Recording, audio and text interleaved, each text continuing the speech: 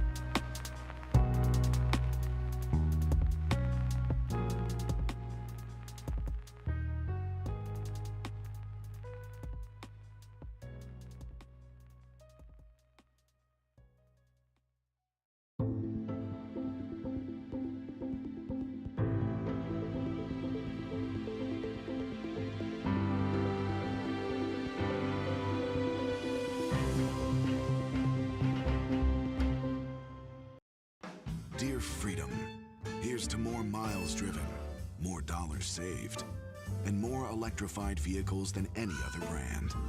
Yours, Toyota Hybrids. Toyota, let's go places.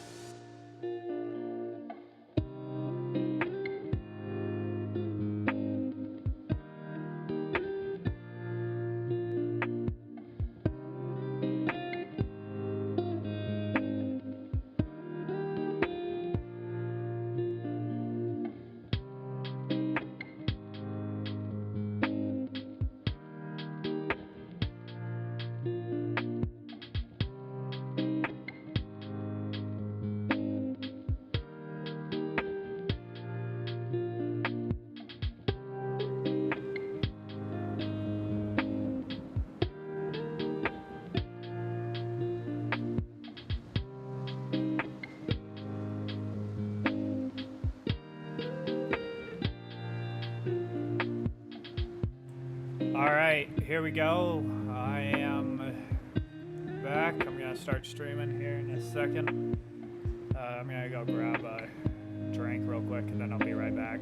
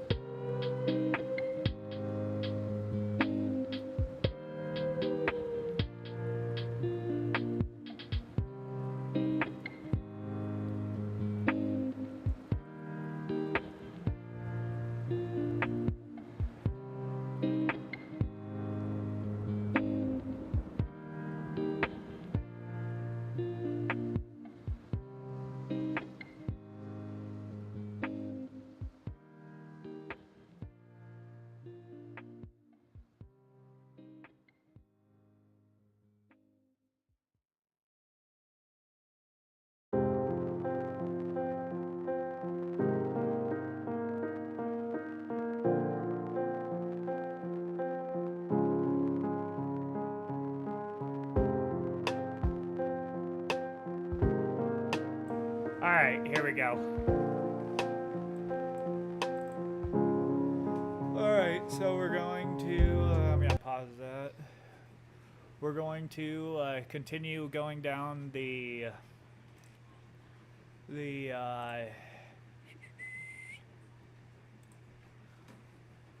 political ideology iceberg today. We finished, oh no, this is where we're starting. So we finished this one, just the tip. Just the tip. Alright, now we're into the crust. You're finally inside the iceberg proper. Contained within our practical offshoots, only applicable to one country, while theoretical concepts have begun to replace more general ideas. The journey truly begins here. Egoism, is that Max? What the fuck is his name? The one who wrote Ego on his own. Yeah, so let's get started. Juchi? I don't even know how to pronounce that, but we'll look it up.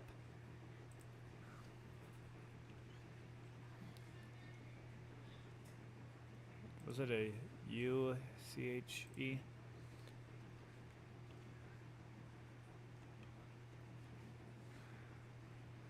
Enter. The political philosophy of Juchi. Alright. If this will load. Ooh, it's a PDF. The political philosophy of Juchi. Introduction. The political philosophy known as Juchi became the official esoteric state ideology of the Democratic People Republic of Korea. I figured that it was Korean. In 1972, although foreign scholars often describe Juchi as self-reliant, the true meaning of the term is much more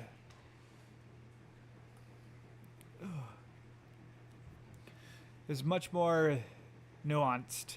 Kim Second Sung explained, establishing Juchi means, in a nutshell, being the master of revolution and reconstruction in one's own country. This meaning holds fast to the independent position, rejecting dependency on other using on others, using one's own brain, believing in one's own strength, displaying the revolutionary spirit, self-reliance, and thus solving one's own problems for oneself on one's own responsibility under all circumstances. That was a lot of ones. I mean, sounds good, but it's communist for sure. The DPRK claimed that Juche is Kim Second Sung's creative application of Marxist-Leninism principles to the modern political realist in North Korea. Kim Second Sung is his son Kim Jong II have successfully wielded the Juche idea as a political shibboleth to evoke a fiercely nationalistic drive for North Korea independence and to justify politics for self-reliance and self-denial in the face of famine and economic stagnation in North Korea. Kim Second Soo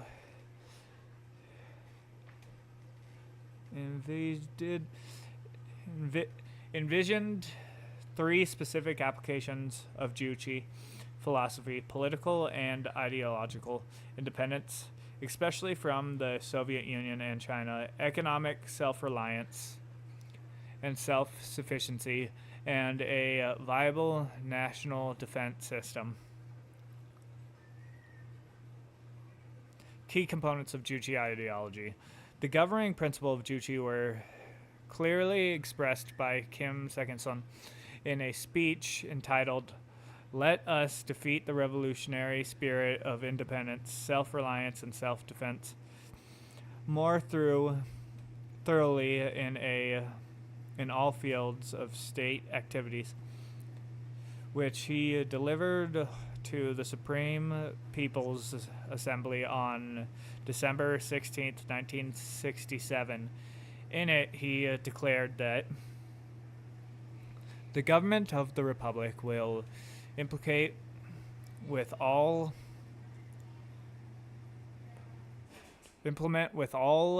I don't know why I said implicate, will implement with all the consistency the line of independence, I can't see that. Self-sustenance and self-defense to consolidate the political independence of the country, building up more solidity and foundations of an independent national economy capable of ensuring the complete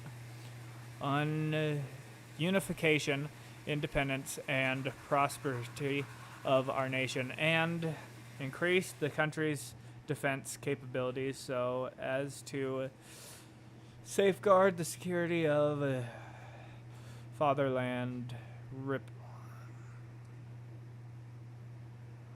reliably by our own force, by splendidly embodying our party ideology of Juche in the field. So this is basically just what North Korea believes in. This is like the politics of North Korea is Juche. That's what I thought it was, but I wasn't quite sure. Showa statism. Or statism. Showa statism.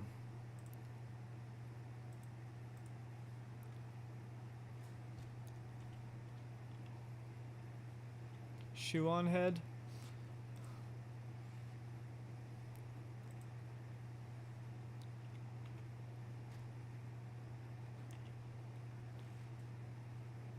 Oh, there we go.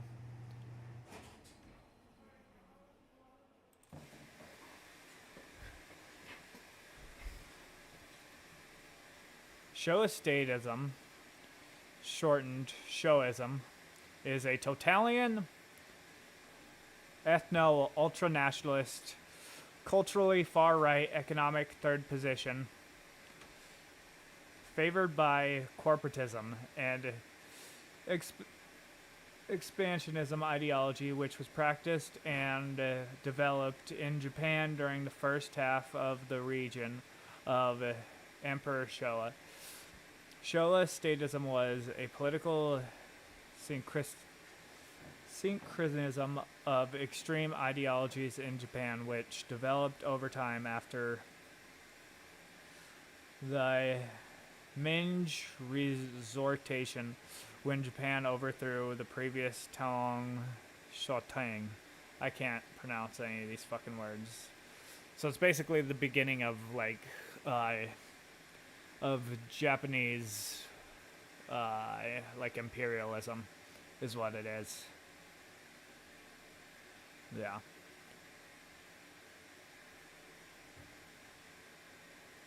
It's the beginning of Japanese imperialism, basically. Pink capitalism. Pink capitalism is just like a mixture of capitalism and socialism. I'm fairly sure.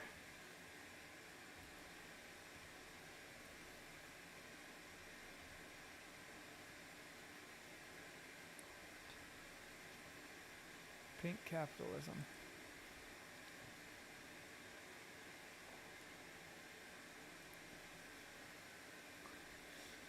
Oh yeah, there's fuck, I don't even know how to pronounce his name. It's like J-E-G, I can't tell you. He's a YouTuber. He does a lot of like political compass stuff, like political ideology stuff. He's kind of a comedian type that does this, makes videos about this type of shit.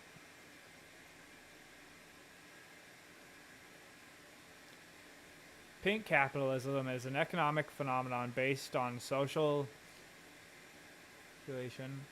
articulation of desires. People with the same cognitive code, social identities, form their preference and taste through social interaction. Let's see what...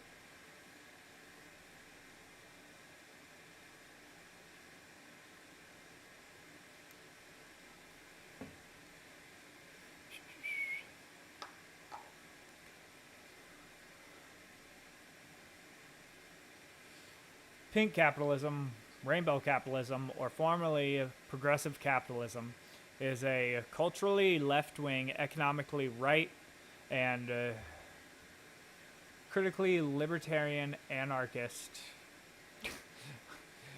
to fit in with anarcho-capitalism ideology, which has they-them pronouns. What? This makes no fucking sense, bro. Pink Cap's main beliefs is that completely unregulated capitalism will result in a culture of complete sexual promiscuity,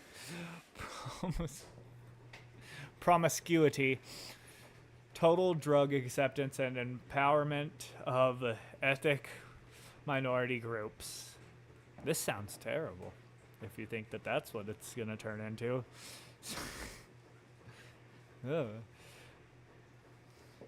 Since the profit coming from the economic relationships with these minorities is bigger than the desire of preservation of culture, eventually leading towards complete acceptance of all these people. Okay, so I was wrong on that it was communist capitalism. I just thought of pink and thought of socialism, so I was completely wrong. It basically just means gay capitalism.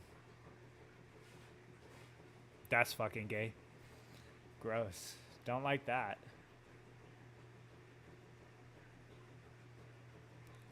Yeah, it's basically just gay capitalism. Alright, on to the next one. Fucking faggots, bro.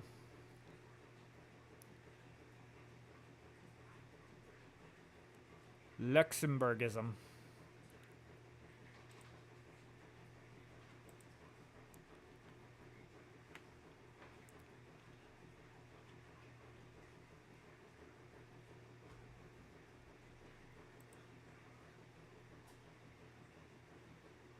I want to know.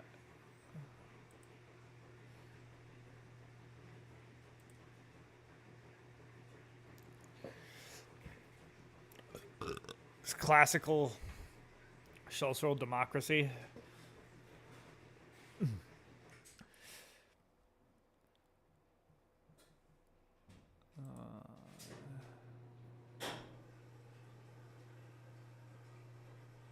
All right. So I assume that it's classical social democracy is what it is, but it's like in Letzenberg. Letzenbergism is a political philosophy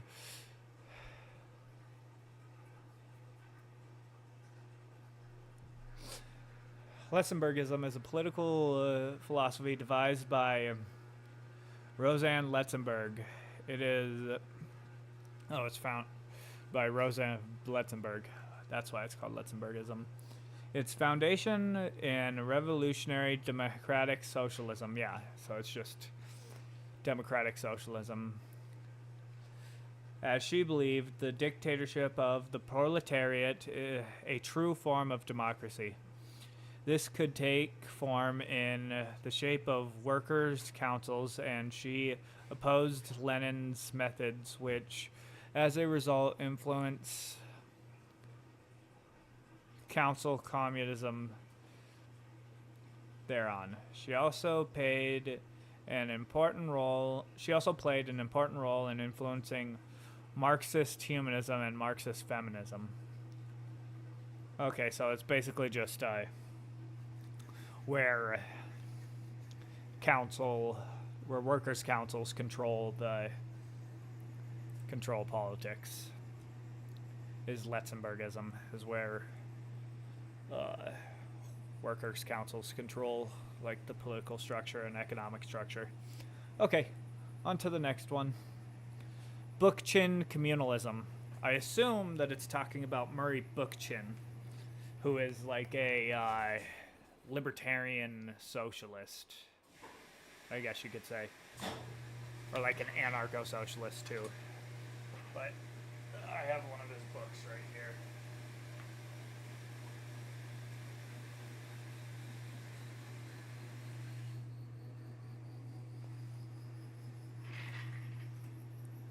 See, right there, it's Bookchin, Social Anarchism, or lifestyle anarchism, or lifestyle anarchism. I was trying to read that through the fucking screen. Yeah, so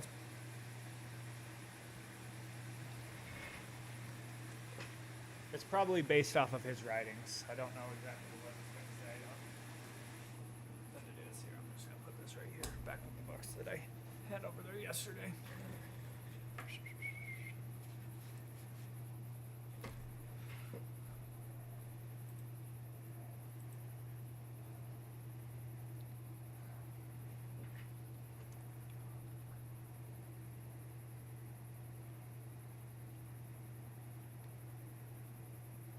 Oh, oops.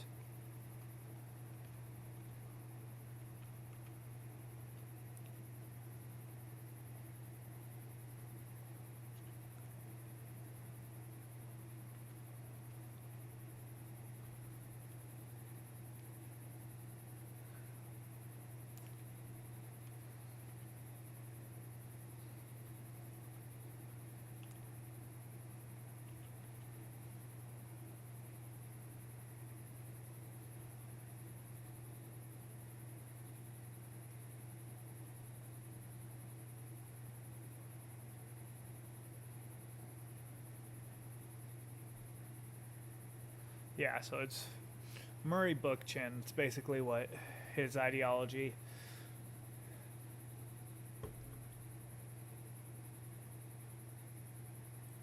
I wonder what this is going to say.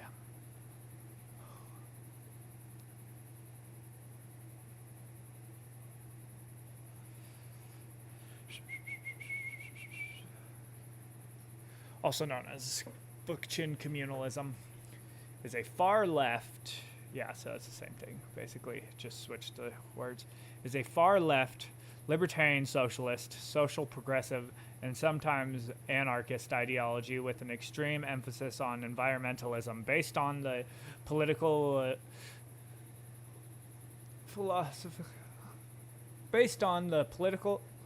philosophical and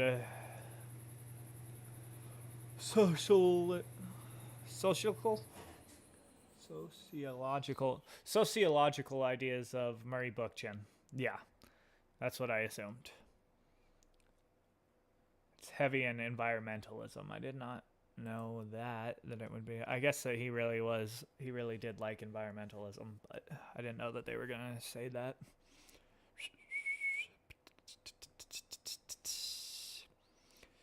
Egoism. That's gonna be like Ego on His Own by Max.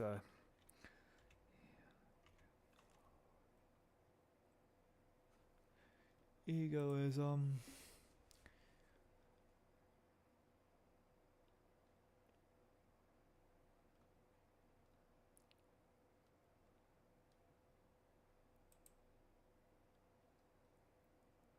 Egoism is a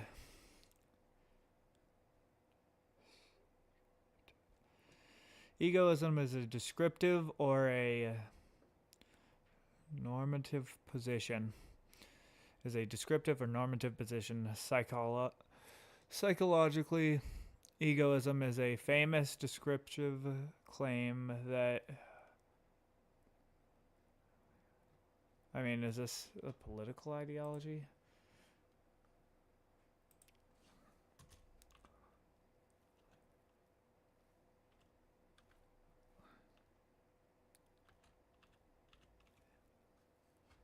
Egos in politics. There we go.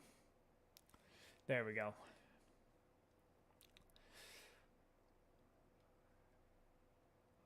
Yeah, it's basically it's like the rejection of all forms of like any constraint on the individual. So like religion, laws, moral codes. It's basically just rejecting all of that and then doing whatever the fuck you want is basically what egoism is. And I think if we type in founder,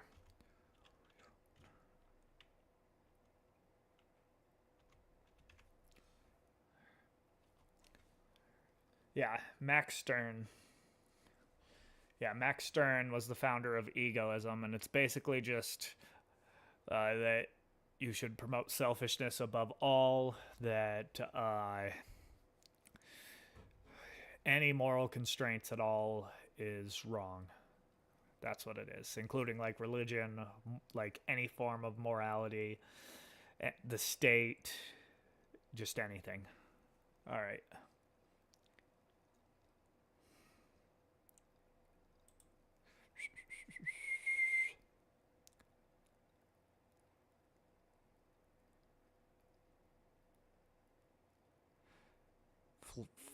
Falganism? I don't know how to pronounce that one.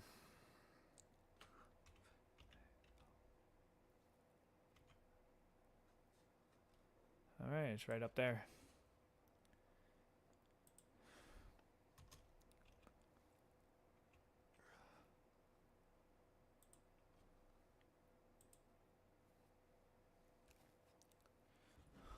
Phalangism.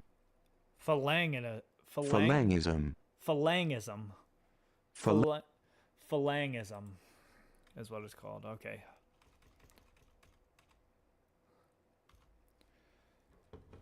Phalangism.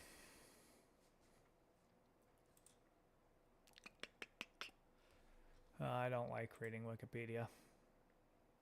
All right, we can go to this one.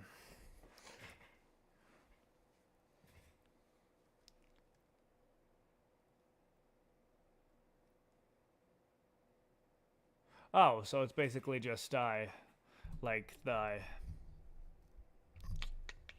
It's basically just the Spanish fascism is basically what it is. Okay. Phalange. Phalange, in full Phalange Española, Spanish phalanx, or 1937 to 77, Falange Española Tradicionalista y de las Juntas de Ofensiva Nacional Sindicalista, traditionalist Spanish phalanx of the Juntas of the National Syndicalist Offensive, extreme nationalist political group founded in Spain in 1933 by José Antonio Primo de Rivera, son of the former dictator Miguel Primo de Rivera. Influenced by Italian fascism, the Falange joined forces, February 1934, with a like-minded group, Juntas de Ofensiva Nacional Sindicalista, and issued a manifesto of 27 points repudiating the Republican Constitution, party politics, capitalism, Marxism, and clericalism, and proclaiming the necessity of a national syndicalist state, a strong government and military, and Spanish imperialist expansion. Despite parades and strident proclamations, the Falange made little headway in its first 3 years. In the election of February 1936, which brought the Popular Front to power, the Falange polled in Madrid only 5,000 votes out of a total right-wing vote of 180,000, and its only representative in the Cortes, Primo de Rivera himself, was defeated. With the coming to power of the Popular Front and the ensuing rapid polarization of Spanish politics, the Falangists gained increasing popularity at the expense of the conservatives and Roman Catholics of the right. Upon the military uprising against the Spanish Republic in July 1936, several of the Falange's principal leaders, including Primo de Rivera, were arrested and shot by Republican firing squads. General Francisco Franco found in the Falange a potential political party and an explicit ideology at hand for his use. True, it had to be reconciled with traditionalist, clericalist, and monarchist elements within the nationalist movement, but this was effected by the decree of April 19, 1937, whereby the Falange, the Carlists, and other right-wing factions were forcibly merged into one body with the cumbrous title of Falange Española Tradicionalista y de las Juntas de Holy Ofensiva shit. Nacional What the Sindicalista. fuck? General Franco became the Falange's absolute chief and his brother-in-law Ramon Serrano Suñé its chief spokesman. The Falange's membership was over 250,000 when Franco seized control of it in 1937, and more than 150,000 Falangists served in Franco's armed forces during the Civil War. Yeah. Okay, After the that's what I victory of thought. the Nationalists in 1939 and the end of the war, the Falange's radical fascist ideas were subordinated to the conservative and traditionalist values of Franco's regime.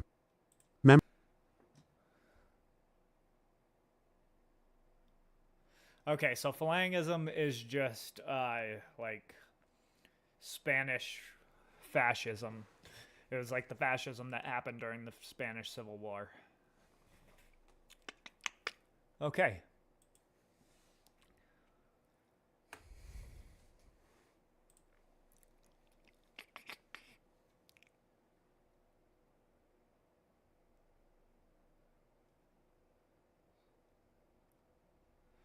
Chavismo? I have no idea how to pronounce that.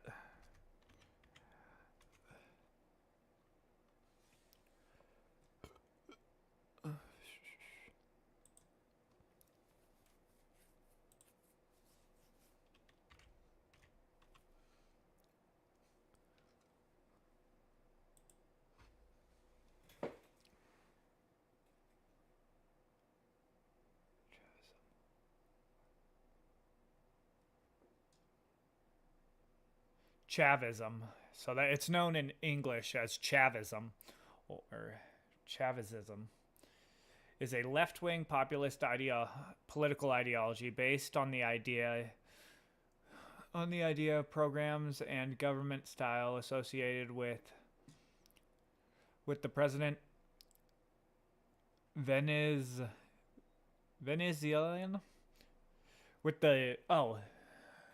associated with the Venezuelan president between 1999 and 2003, Hugo Chavez, that combines elements of democratic socialism, social patriotism.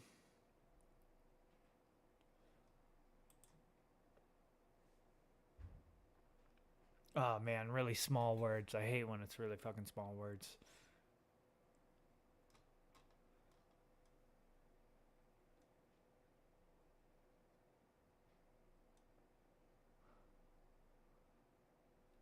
Okay, so it's just the way that Hugo Chavez led Venezuela.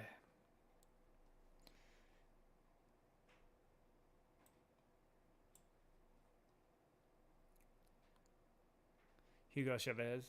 I don't even know how to pronounce that word though.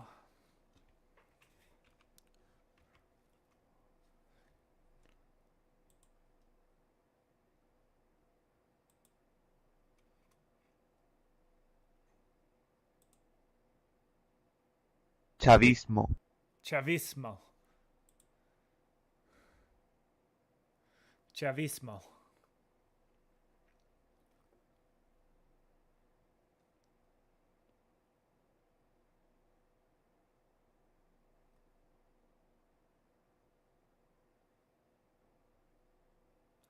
Man, I'm starting to lag out again.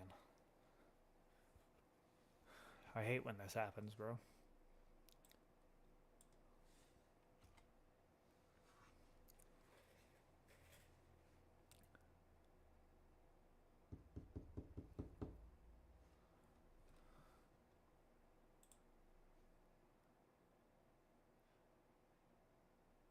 I think that's part of the reason why I keep like getting viewers and then losing viewers is because I just lag out a ton and people just get tired of it.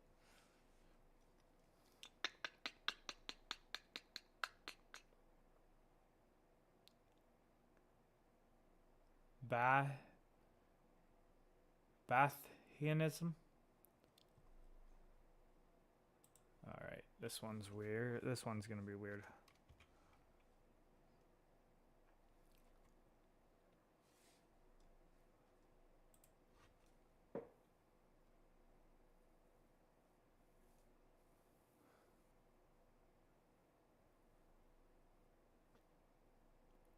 Let's see how to pronounce it because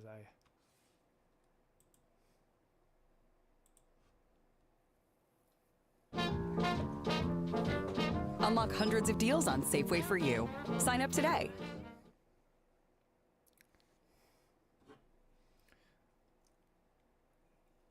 Bathist. Bathist. Bathmus.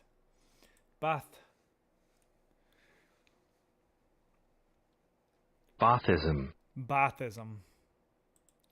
Sounds like Bathism, but Bathism.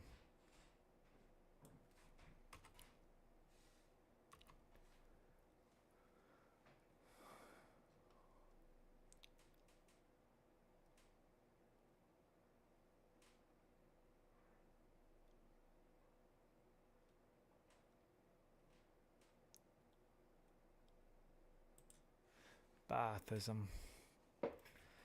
Bathism, also known as Saddamism. Oh. Okay.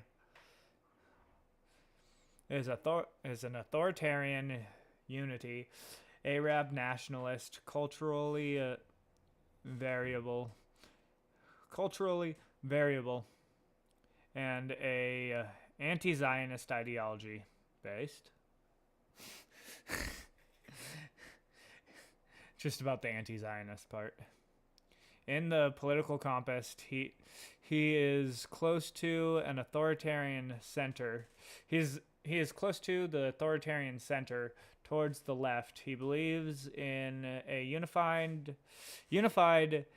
Arab state led by a secular government under a vanguard party with a state capitalist economy. He is very anti-pornography, hates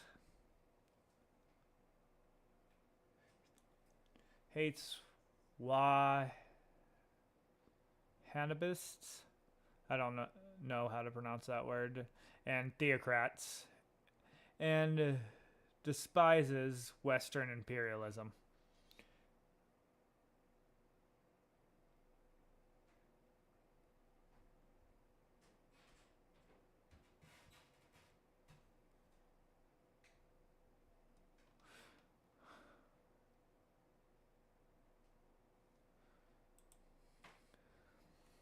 So it's basically just like Arabic nationalism.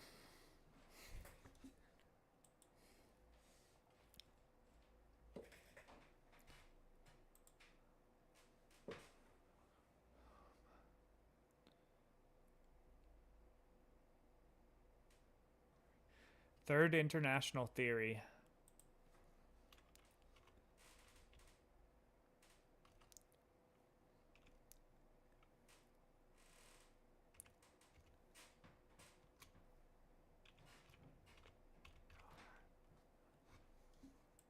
Well, I'm gonna be put on a watch list for looking up all these fucking different extremist political ideologies.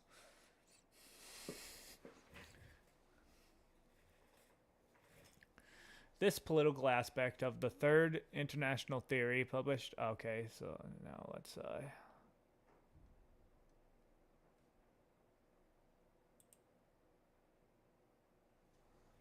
I don't really like using Wikipedia.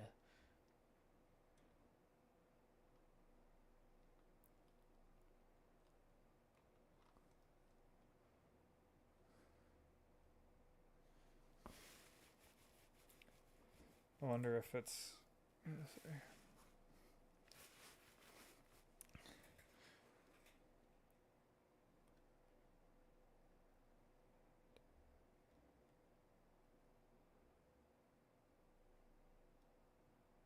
Third internationalist theory is a authoritarian, economically left and nationalist ideology influenced by Islam. Oh man, there's a bunch of fucking of these that are influenced by Islam.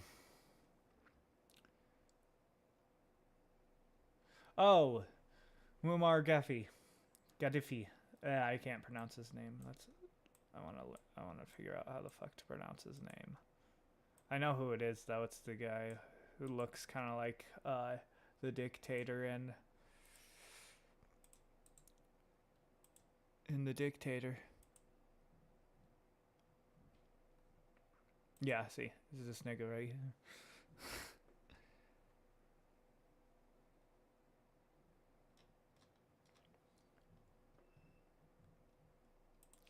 I need to figure out how to pronounce his name. Muammar Gaddafi. Muammar Gaddafi. There we go. All right. Gaddafiism, also known as Third International Theory, is a authoritarian, economically left and nationalist ideology influenced by Islam. Gaddafiism is a term used to describe the ideologies and ideas of Muammar Gaddafi, who is a military coup of the Liberian monarchy, became the de facto ruler of Liberia from 1969 to 2011. Yeah. So it's just the way that Gaddafi ran.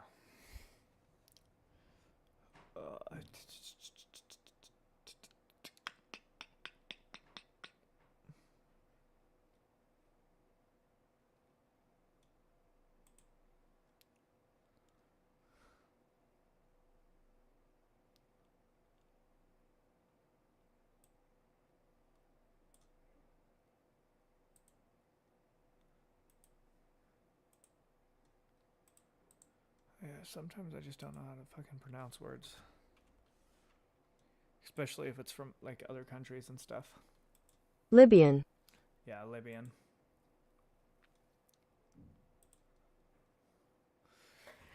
So it's basically just how Gaddafi ran Libyan back, I guess not that long ago, but yeah.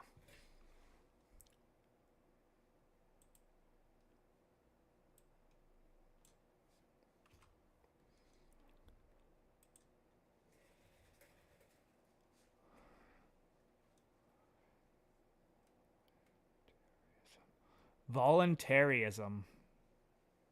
That sounds weird. Is it...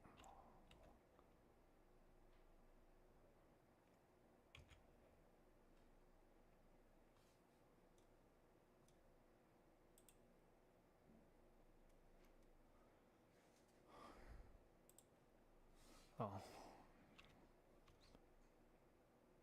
No, what the heck? Why is it? What is going on here? Bro.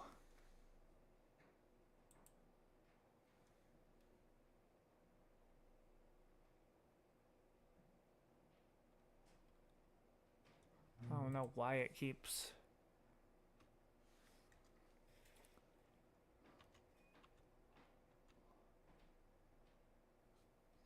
I don't even remember. I think it was like you. That was weird.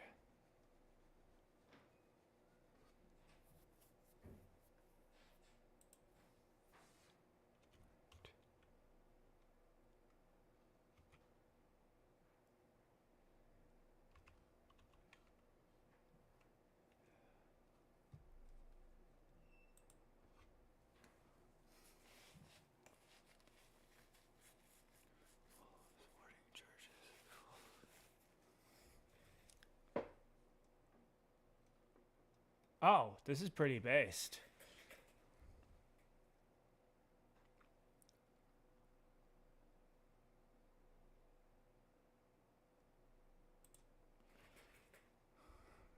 Oh yeah, it's like see, libertarian anarchism right there, basically.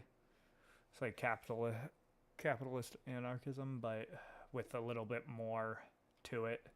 Voluntarism is a political ideology inhabiting the bottom right of the political compass, with no specific cultural implications. Although considering its respects voluntary action, respects voluntary action when there is no harm to another human, it tends to not be conservative. It is one of the only anarchist ideologies that doesn't call itself an anarchist. Yeah.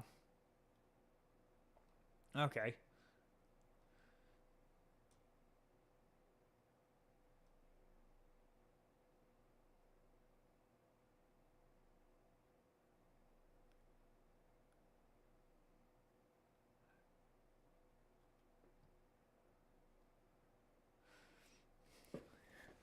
Yeah, so it's basically like anarcho-capitalism, but it says that everyone should voluntarily fund schools, churches, just anything like that, that it shouldn't be forced by the state.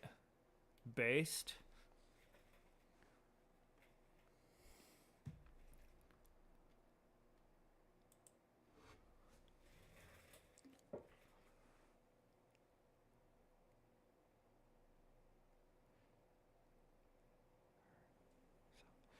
Strasserism.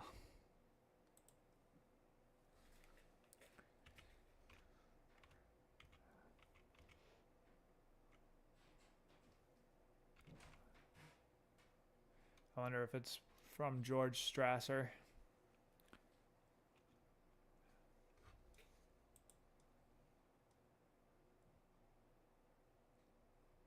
Oh, wow. It's a form of Nazism. Yep. Yep, so it is George Strasser.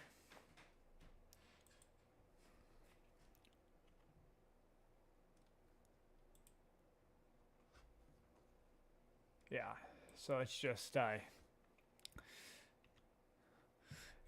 George Strasser's political ideologies in Nazism.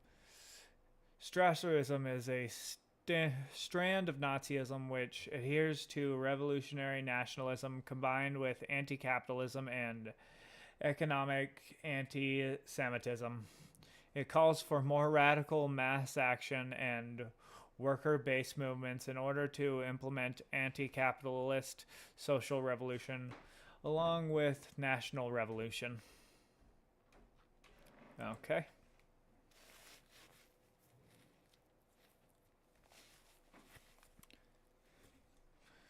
Strasserism is an authoritarian, but usually anti-totalitarian. Ooh, weird. And culturally far-right ball towards the left side of the economic axis. Well, not as far left as Naziable? I don't know how to... Natzball? Yeah, I don't know. He supports a socialist economy with strong workers' rights and is anti-capitalist, believing that markets are dominated by those he deems inferior. The Jews, probably, is what he's saying. Yeah, oh yeah. He holds an anti-Semitic and generally racist and ethno-nationalist view, such much like but to an overall less degree to Nazism.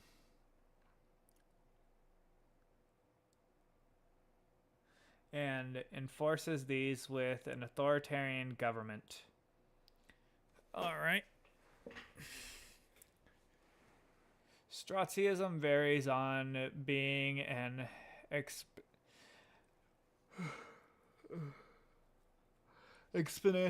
expansionist and genocidal as National Socialism, or favoring nationalists of the world unit. Okay, so he wants to take over the world, basically. Approach and favoring everyone's rights to a national workers' homeland. However, the original proposal put forth by the Strassers, as opposed to the extreme expansionism of Nazis, was the creation of a United States of Europe. Oh, okay. With such proposals as so he was against the expansionism, is what.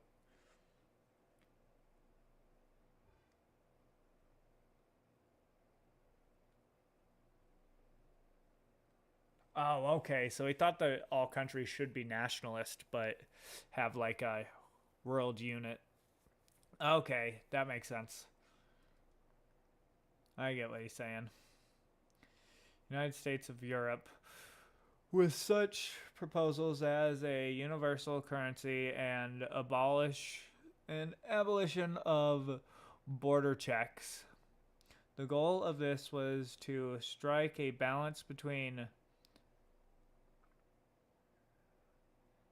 chauvinism of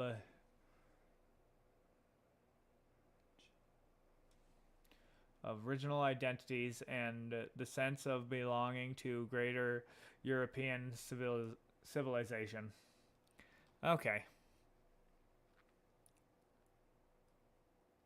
He was anti-capitalist, anti-Semitic, nationalism, and anti-imperialism. So he didn't really want to go into other countries.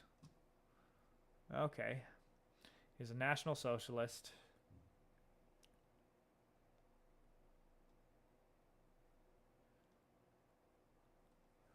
Okay. So he's just a form of Nazism with more left-wing ideologies, like economically left-wing ideologies.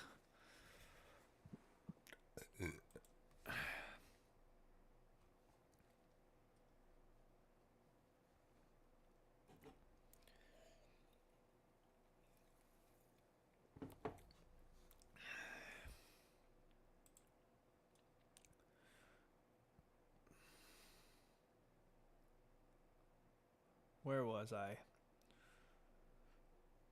Hutu power. Okay. And that's probably going to be...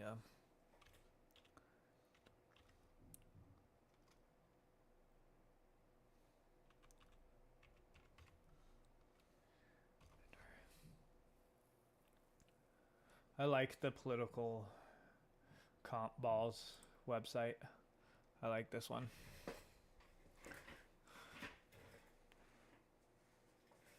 Hutu power, I assumed that it was going to be like a ethno-nationalist ideology. Hutu power is an ethno-nationalist ideology that advocates for Hutu supremacy in Africa. Yep. That's what I figured it would be. And an extremist. And the extreme. Oh, and the extermination of Tutsi people. Damn.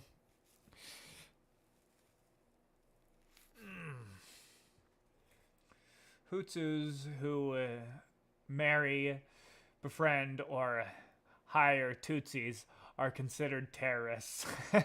This is some crazy shit, bro. The ideology leads to the Rwandan genocide and genocides by Hutu extremists against the Tutsi in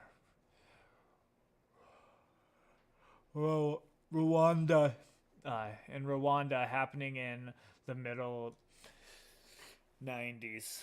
Yeah, I have learned about this. That shit was crazy. They were just chopping people's heads off with machetes and shit. It was pretty fucking crazy.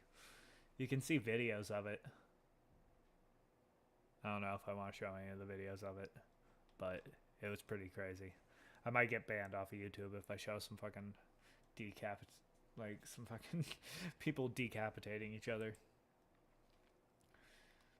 But that's what I figured that was that it was the Hutus fucking killing the Tutsis. All right.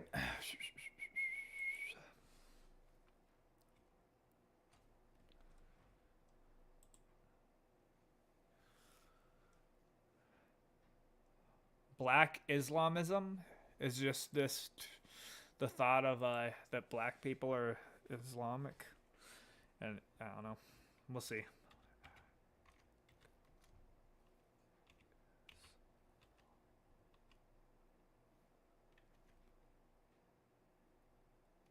Oh, whoops! I put a.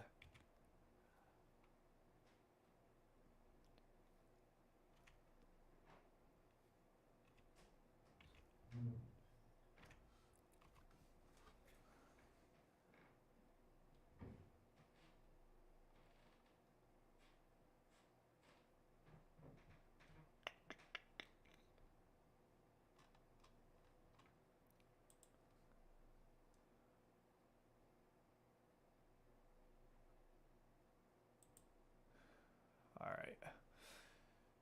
The Nation of Islam is a Islamic and black nationalist movement founded by Dorito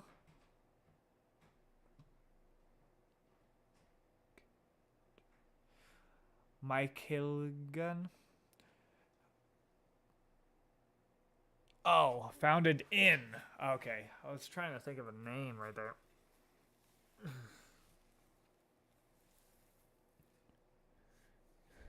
Founded in Michigan.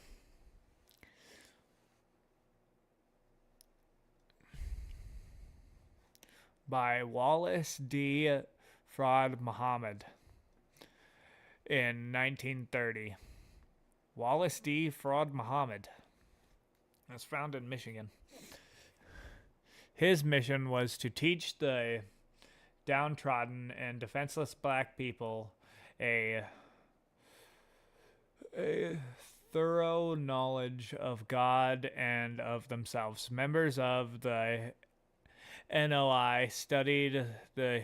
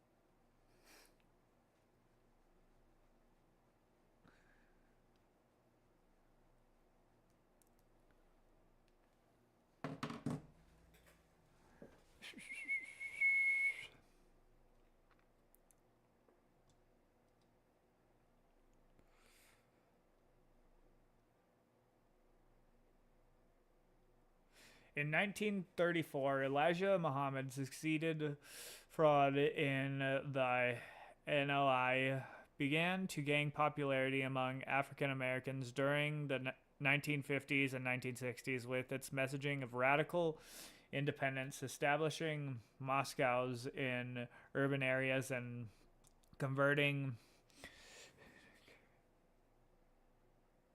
incarcerated black men to religion. Okay, so it's basically just like black people wanting to become Islamic and create a nationalist state of like black Islamic people. All right.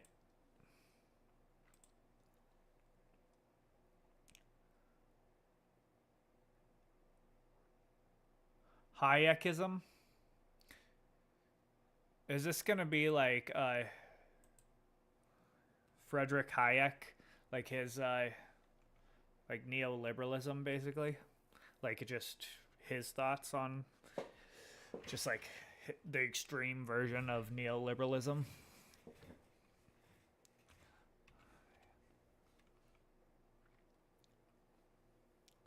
How the fuck do you spell that?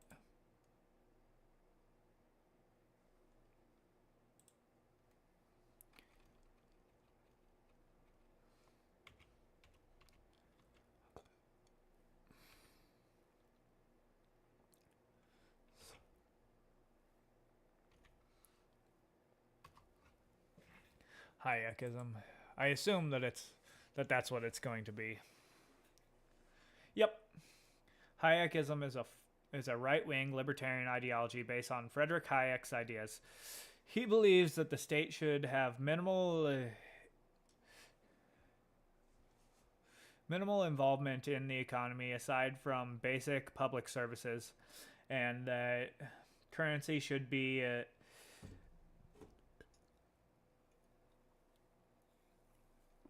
denationalized and not be a public matter. Thus, the state cannot intervene in the creation of money. He also is known for being a firm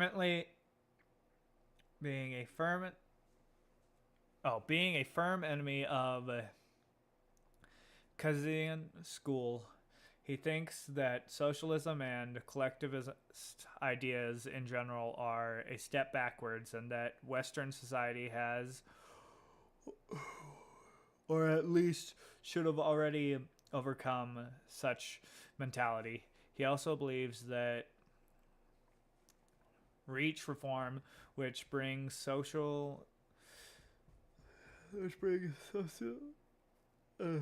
society closer to socialism, puts it on a slippery slope towards totalitarianism. Yeah, so it's Frederick Hayek's ideology, which you can read about in his book, Road to Serfdom. That's like his most popular book, probably. I don't have it here. I think my younger brother has it right now. I might have it here, actually. It was in his car, which I have now, so. One sec.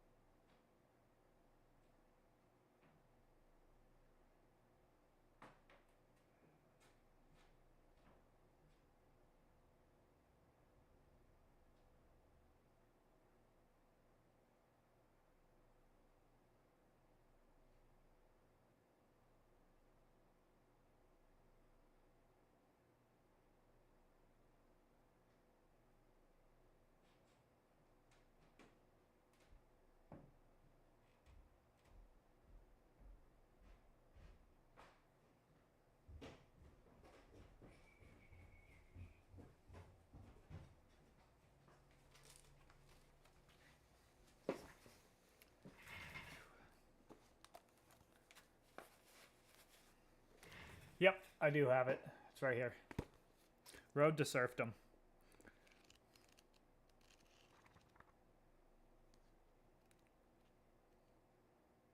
I haven't read this in a long time.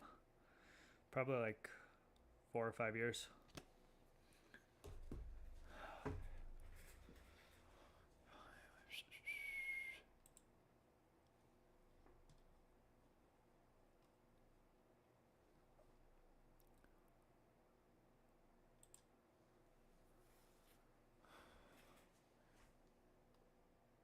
Masonic socialism. What is that, like the Freemasons, bro? That shit sounds scary.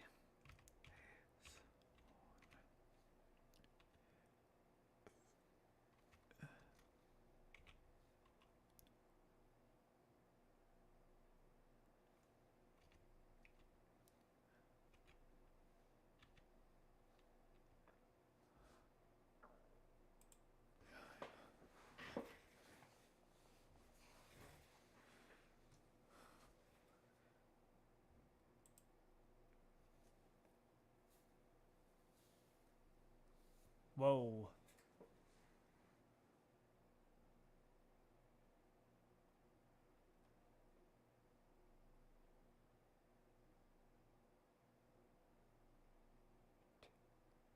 Esoteric socialism, also known as Masonic socialism, is a authoritarian left globalist ideology that claims to secure control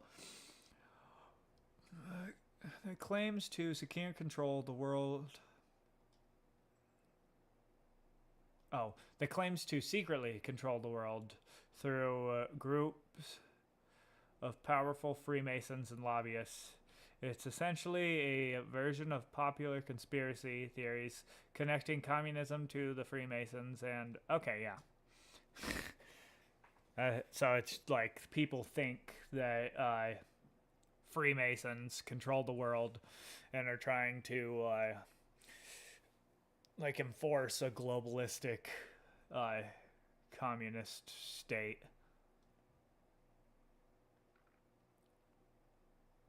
Yeah.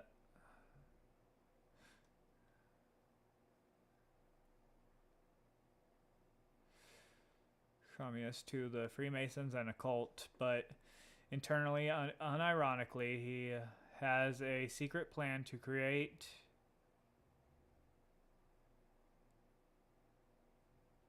chaos in the world in order to build an anti-Christian back or something. Also, he might actually be a lizard person.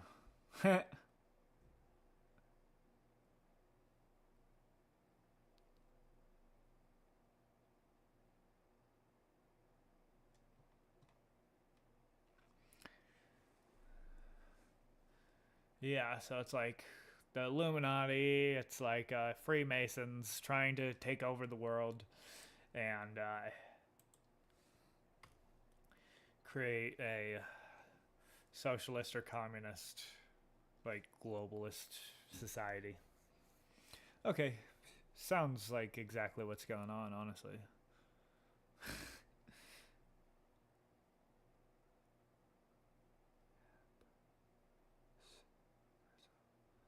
Habsburgism? I have no idea how to pronounce that.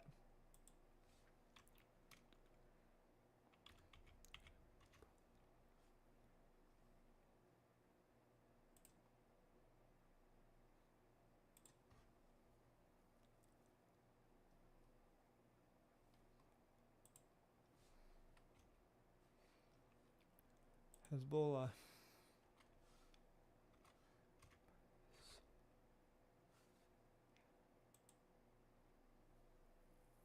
Oh. Hasberg. Okay.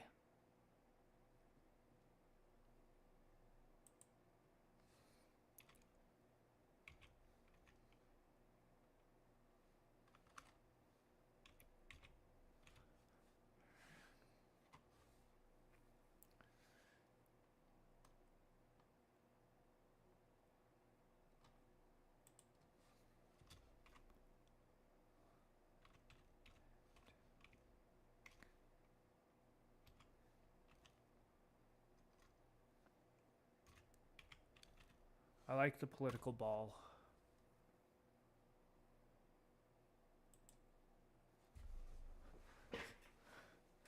Habsburgism is an ideology whose main attributes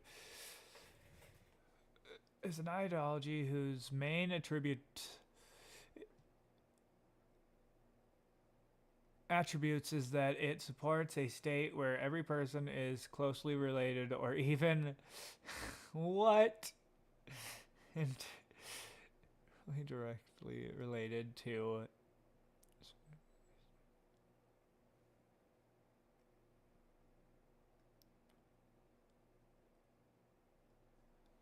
just my family state. It believes that this will bring everyone in the state together as a family. So it thinks that everyone in the fucking country should be...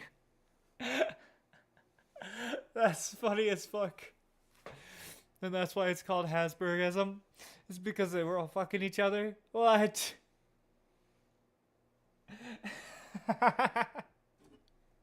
Bro, I did not think that that's what it was gonna be.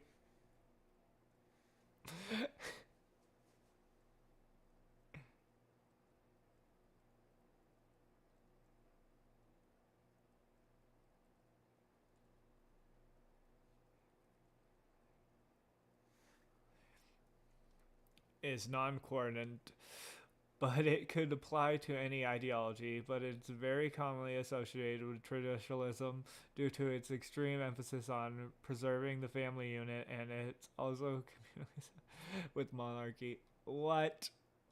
So it's just that you want a country where it's all your relatives, so you're just fucking your relatives? What the fuck? This is crazy. And that's why it's called Habsburgism, is because all of those people were fucking each other.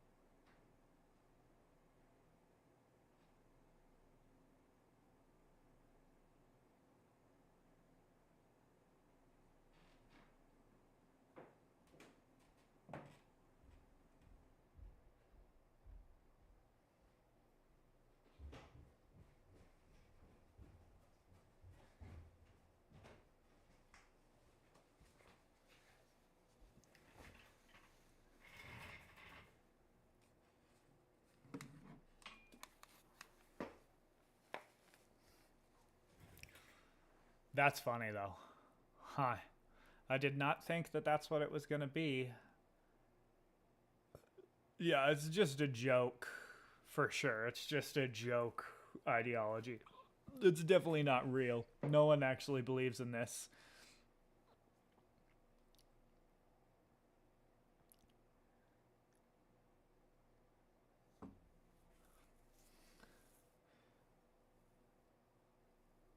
Oh, there's other ones though. Wants to establish the ideology by interbreeding with all other members of society until everyone is closely related. Okay. And then there's ethnic. And that's where you try to keep the bloodline pure. Okay.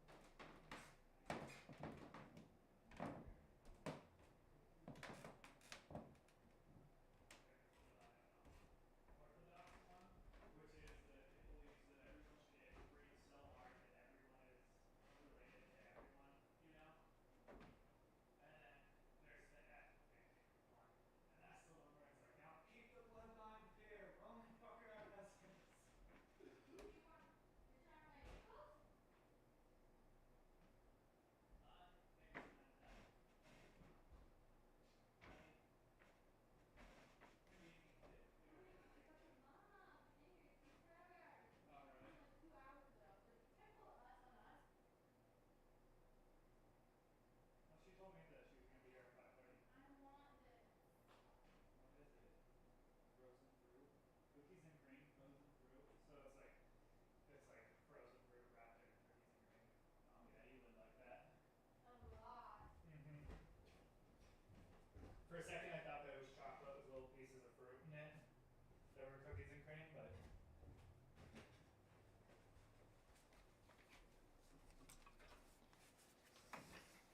damn, bro, I'm not getting any viewers right now. I guess because it's like midday on a Saturday.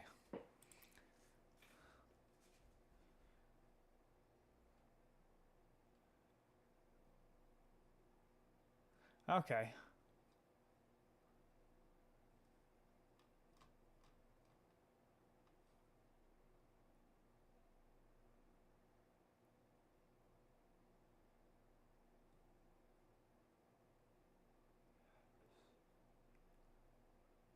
Habsburgism.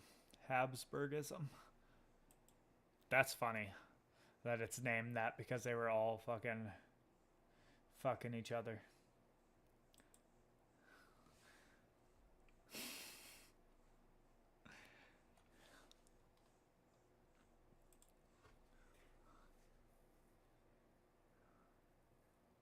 Social Darwinism. Okay, social Darwinism is just like a far right libertarian ideology, most usually, which is like the strong will prevail, the weak will die, that type of shit. We'll look it up, but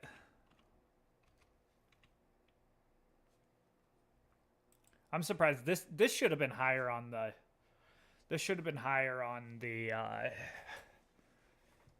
iceberg.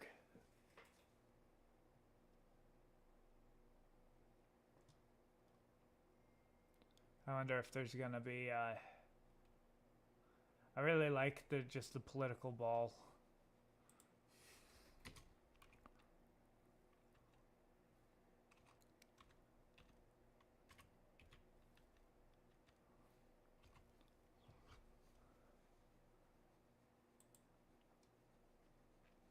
Okay, social Darwinism. I like the little fucking shortened to Darwinism is an ideology inhabiting a far right area outside of the political compass that advocates for a society where all murder, theft, and competition is legal. Oh, I didn't know that it advocated for fucking just anything. Where you can just steal, kill, rape, murder, whatever you want to. Because, okay, that's... I didn't know that it was that... That it was that far into, like, anarchism. With the intentions that only the strong individuals will survive. True social Darwinism has never been implemented in the real world and is largely based on fiction like the Purge films. Most ideologies that we might associate with social Darwinism are actually influenced by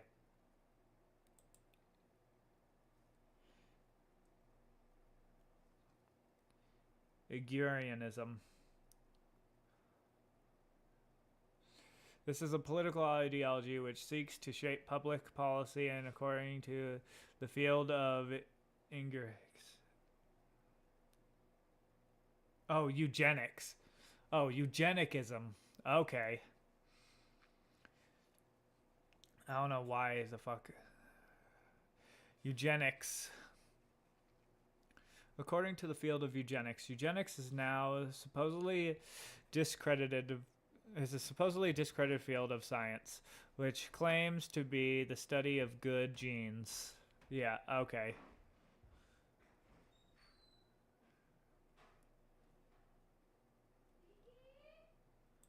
Okay, so there we go. Social Darwinism.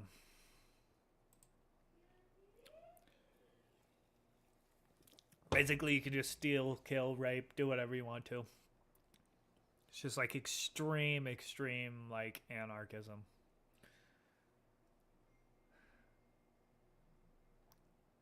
In the means of like that. Hoppianism, that's like Hans Hermann Hoppe, which he's the one who I talked about last stream, who wrote fucking, what's it called? Democracy, the God That Failed. So this would be like extreme paleo-libertarianism, basically. All right. But... all right.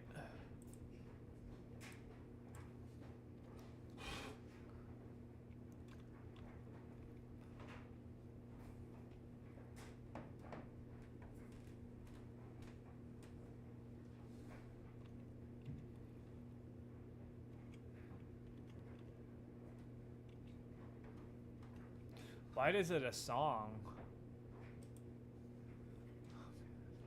So it's very conservative. Like anarcho-capitalist, basically. Yeah. Oh, yeah. Right there. It said conservative anarcho-capitalism. Yep. Is a culturally right-wing tendency with anarcho-capitalism, which puts emphasis on the importance of exclusionary behaviors. Yeah. Like he says that actually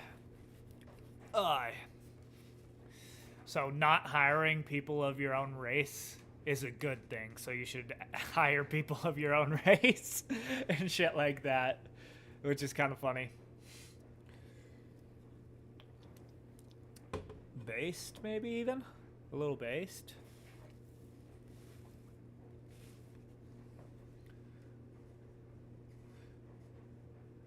Communitarianism, social conservatism, and the opposition to democracy. Yep, he hates democracy. He thinks that monarchies are better than democracy. If one is to maintain the continuous existence of the libertarian social order, despite being named after the German economist Hans Hermann Hoppe, the ideology itself can be tracked back before Hoppe to the founder of anarcho-capitalism, Murray Rothbard. Yep. So Murray Rothbard is right here. His book is right here. I don't have him here. I'm pretty sure he's dead. But his book, The Anatomy of the State, is right here. He is the founder of anarcho-capitalism, but Hoppe puts more of a very conservative view on top of it. Yeah.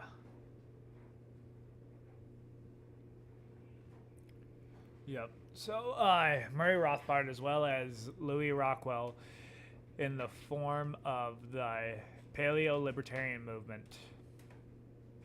Although generally distinguished from the wider movement by being fundamentally anarcho-capitalist instead of just generally, Hoppe having done some particular contributions, although these were generally also recognized by Rothbard, making it sort of redundant to call it Hoppeism, an ideology of its own due to the fact it overlaps with Rothbardian anarcho-capitalism. Mostly entirely. The ideology is promoted within those. Yeah, you guys get it. You guys get it. It's basically just more conservative anarcho-capitalism. All right, now on to the next one.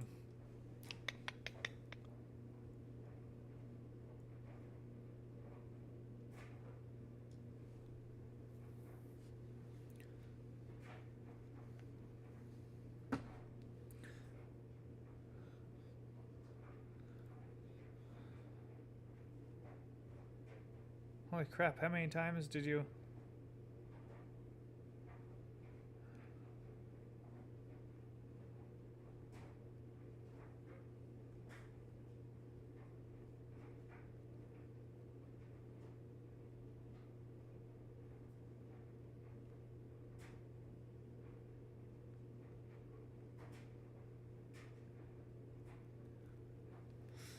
How many times did she have to text me? Damn, that was a fuckload.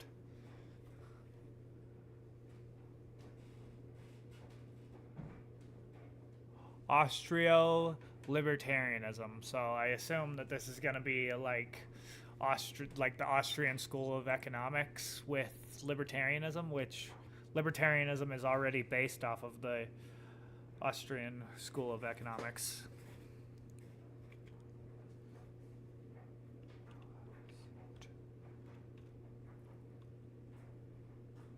Did I spell that right? I don't think I did. Oh, yeah. I definitely did not.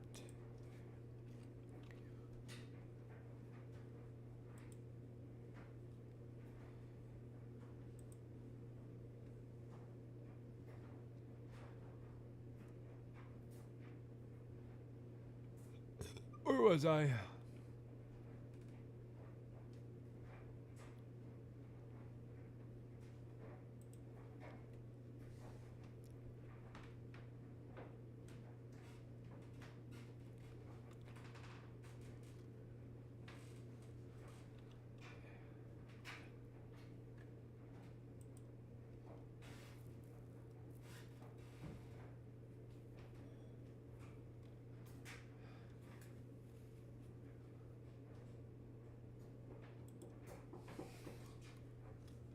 Yeah, Austrian economics. I assume that that's what it is just libertarianism with Austro-economics as its basis, but that's already what libertarianism basically is.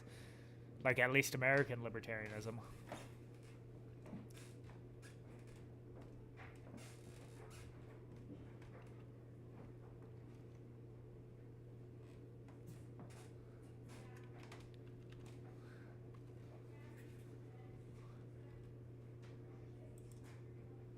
Oh no, this is Austrian school.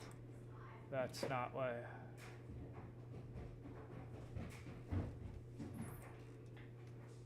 What's up, dog? You're live? Yeah. What are you doing? So you know the iceberg memes? Yeah? I'm just going on an iceberg meme and looking at all the political ideologies on this iceberg meme, and then looking them up and seeing what they are. Oh. Yeah. How many viewers do you have right now? 2? Just 2. Yeah. Yesterday I had 10. Really? Yeah. It's looking pretty sweet. Austro-libertarian market socialism is a political ideology that believes that market socialism is compatible with laissez-faire economics of Austria. Okay, so no, we're not looking at market socialism. We're just looking at Austro-libertarianism. I assume that it's just basically libertarianism then. So let's just look at the Austrian School of Economics here. Hello. Hi. How are you? We're gonna go eat. Oh. Can't come, huh?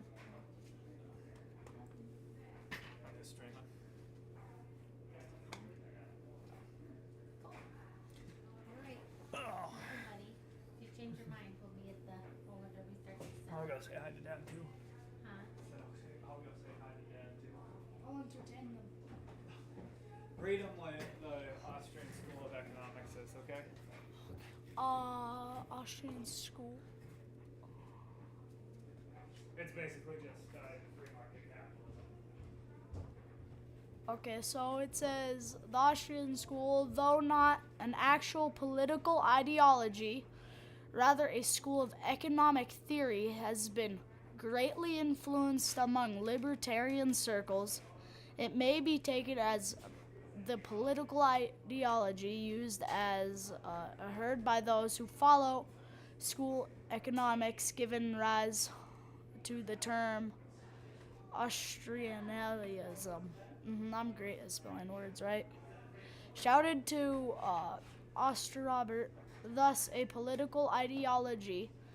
It usually takes from Albertan economic issues fair and currently visible, but usually leaning right.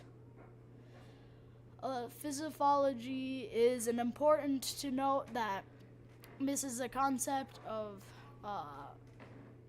parallaxology and has a methodology of studying economic theories of stem of the Kantian idea of synthetic.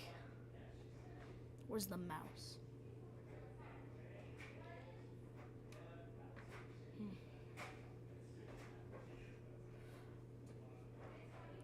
Importance used for informed logic to contract empirism, which claims that only synthetic truths exist and discovered throughout posteriori experience.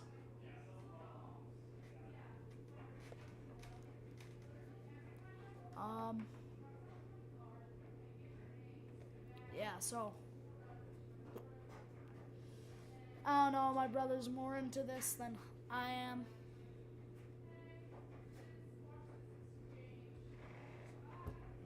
So what are you guys doing?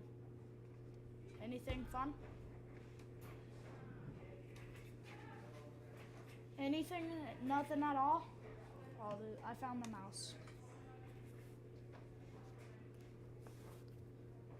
You're not doing anything? Tell me. In chat, say what you're doing. No, we went down to one viewer.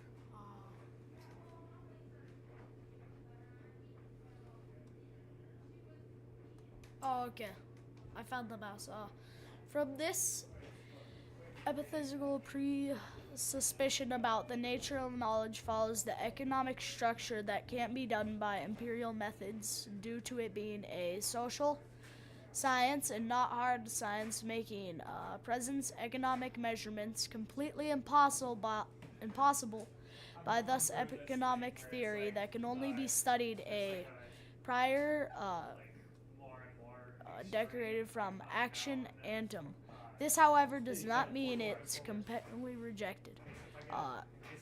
Empirism on the area of economics is a dictarian between economic theories, economic history, believing in perfect possibility, accurately backed by claims economic history with empirical evidence, but rather those claims are useless in order to provide and disprove the claims of realm economic theory, simply implying it. That's all of that. Quite just asking about it. I was gonna hang it right there. Yeah. Is that your 45? How do I go back to the that's my, iceberg? Springfield. Oh, then you go right here, click right there, and then we're not into accelerationism yet. National. Where am I? Where's the American flag at, Jason? What the hell? I need to There hang was out a more really stuff. awesome Montana flag that was combined with the American flag the other day. Oh no, I only have one viewer now after Quaid started. Quiet. No, it's not that.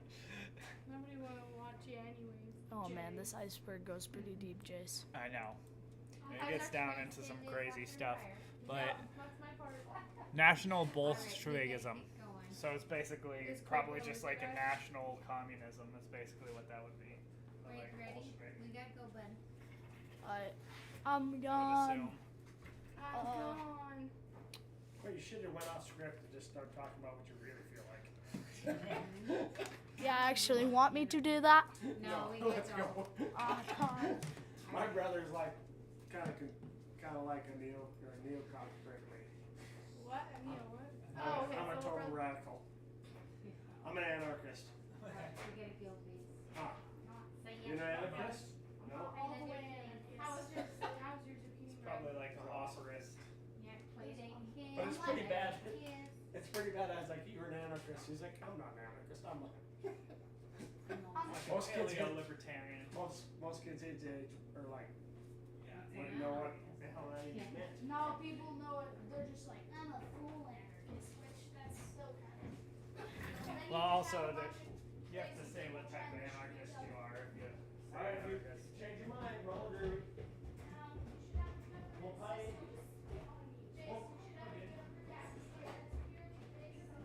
We'll pay and we'll buy all the beers Jason can drink.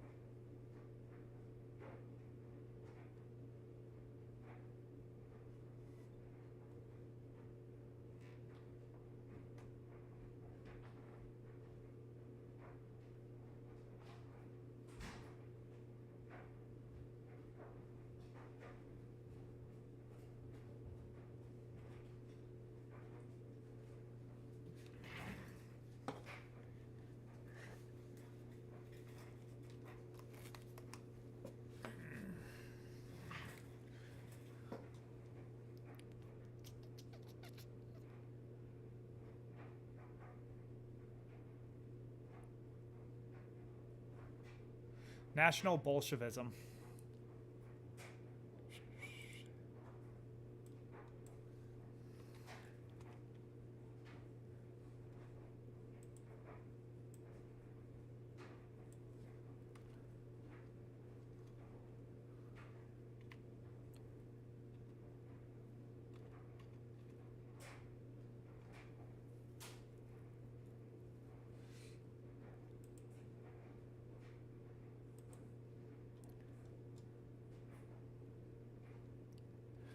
All right, here we go. National Bolshevism.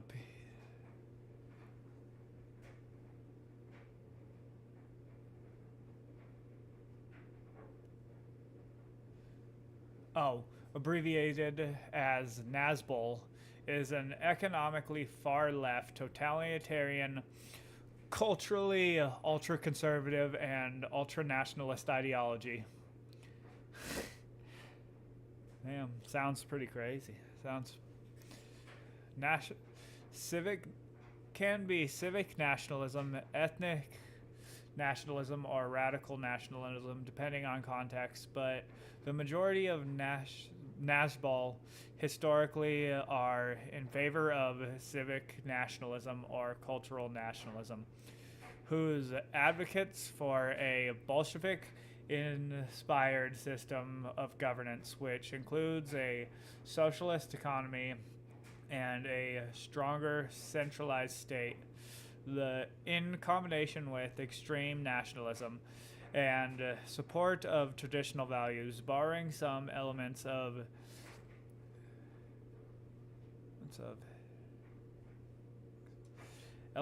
aesthetics from fascism. Oh, I know what it means. When it says he, it's referring to the ball. I was so confused when it kept saying this. He is often seen as a unifying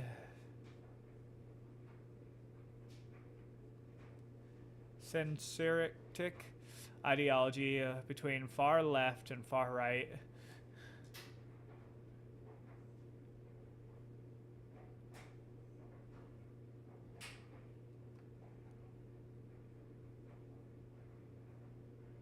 Well, NASBOL has achieved notoriety in internet circles due to the NASBOL gang meme. National Bolshevism exists in a genuine ideology in Russian politics, combining state socialism with Russian ultranationalism. Okay. That's kind of what I thought it was.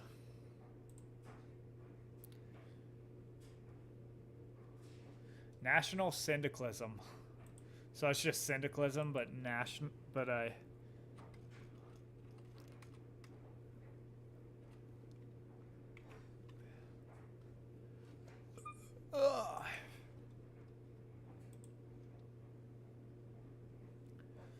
National syndicalism is an economically left, nationalist, authoritarian, and culturally right ideology.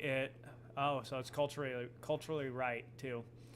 It emerges from the tendency to revolutionary syndicalism to align with integral nationalists. It opposes capitalism, liberal democracy, and usually secularism. The ideology is usually associated with either integralism or fascism. Okay.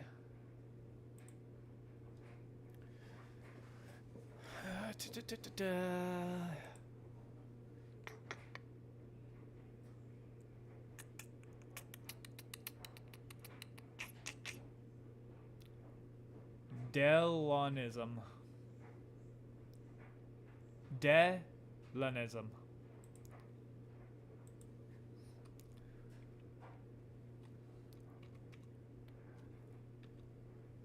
Damn, it's crazy how the internet just knows what you're looking for after you do enough searches that are kind of like it. occasionally known as Marxism-Leninism, is a form of unionist Marxism developed by Daniel Delon. Delon contributed to the rise of theories of American unionism in his time with the Orthodox Marxism. According to Delonist theory, industrial unions, not to be confused with labor unions. Okay, so what's the difference between industrial unions and labor unions? Are the vehicle of class struggle. Industrial unions serve the interests of the proletariat working class, will bring about the change needed to establish a socialist system.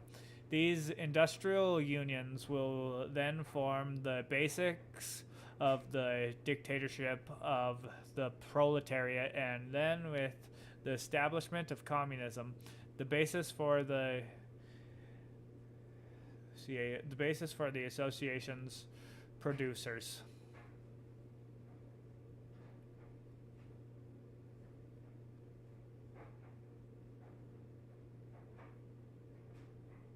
Okay.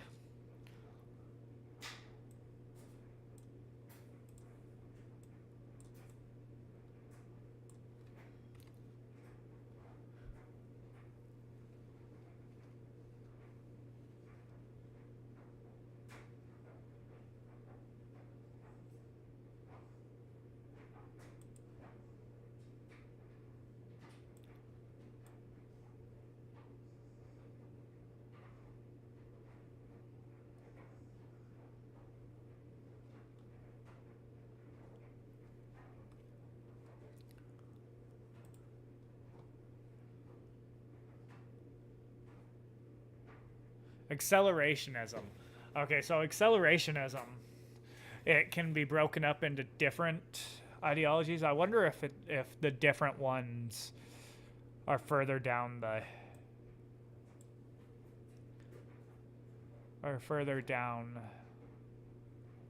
the scale.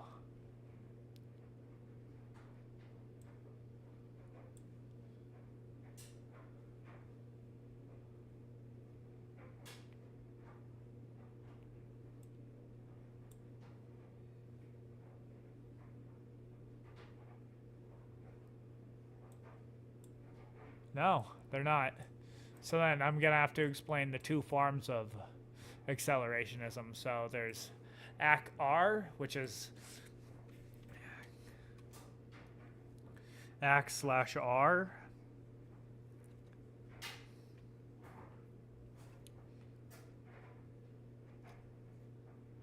I wonder if that's how it's spelled or if it's just AC.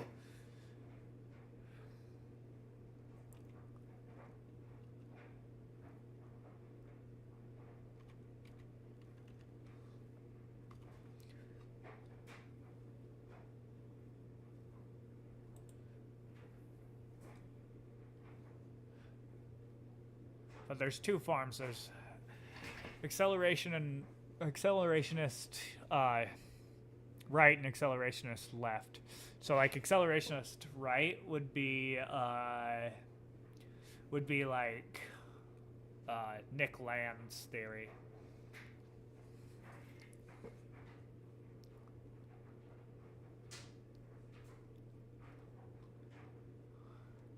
Accelerationist is a range of ideas in revolutionary and reactionary ideas in left and right-wing ideology that call for the drastic intensification of capitalistic growth, technological change, infrastructure sabotage, and other processes of social change to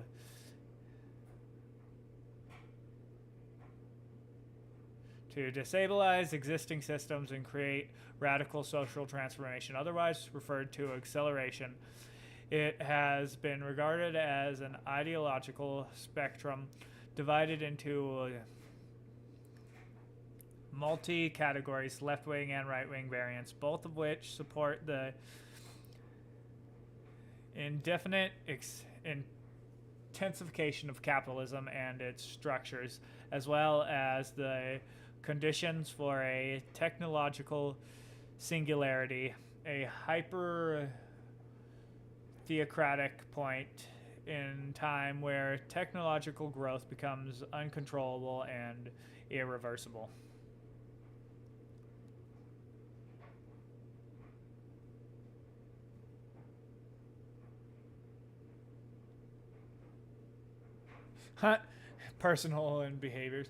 Personality and behaviors. So this is like what the ball's personality would be. That's funny.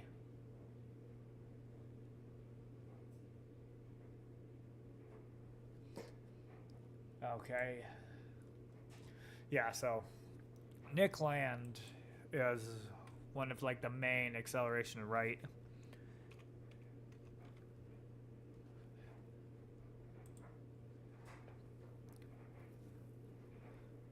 Theorist, story writer, blogger, yes, also author of accelerationism, as the father of accelerationism. Yeah. He has a lot of really weird books, like The Dark Enlightenment. I don't even know how to pronounce that one. But yeah.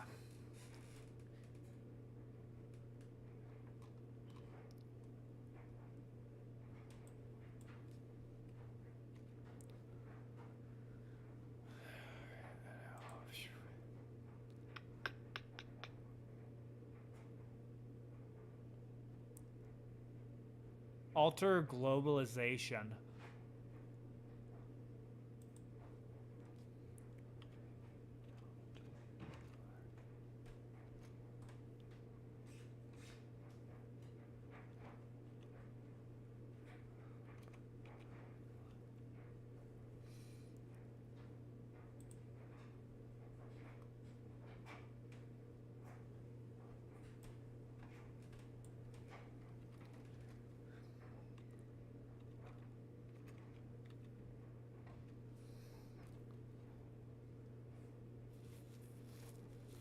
Alter globalism, probably same thing.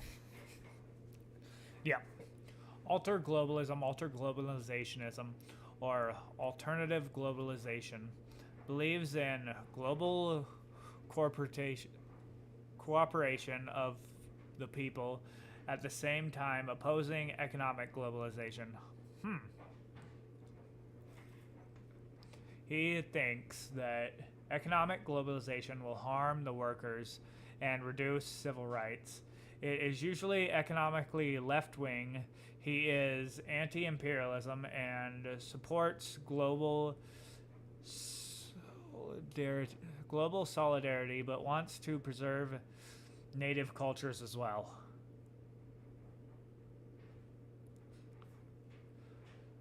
Term alter globalizationism or alter globalizationism or alter globalization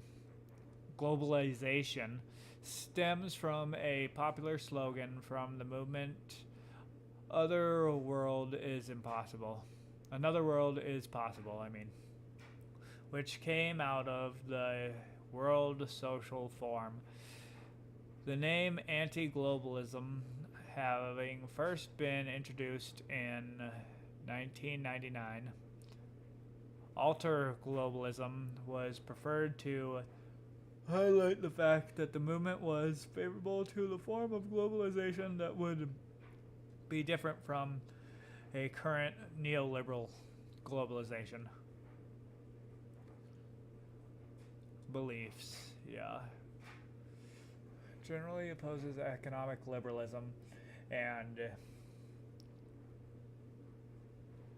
promote a more social, economic, and civil wealth. The demands are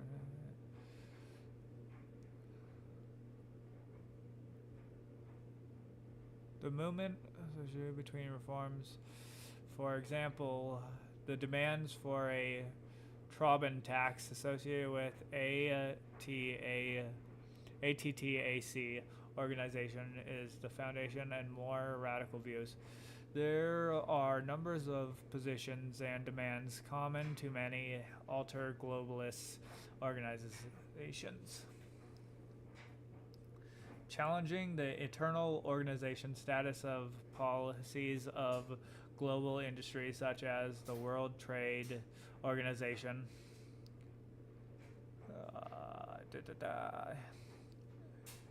Economic justice advocates for.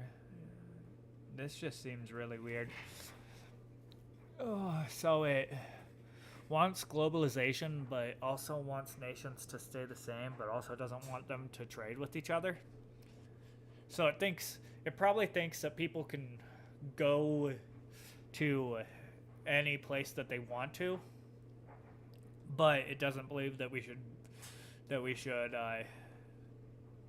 be doing like any neoliberalism. Okay, so it believes in like immigration, but not trade between countries.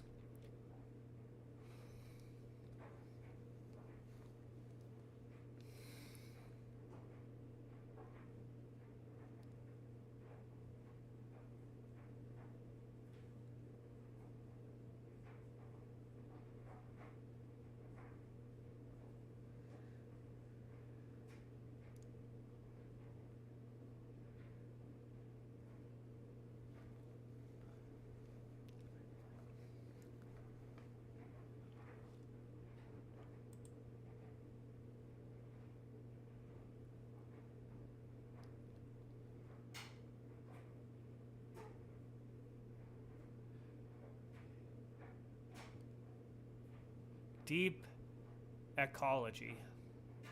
Huh. That one I have no idea.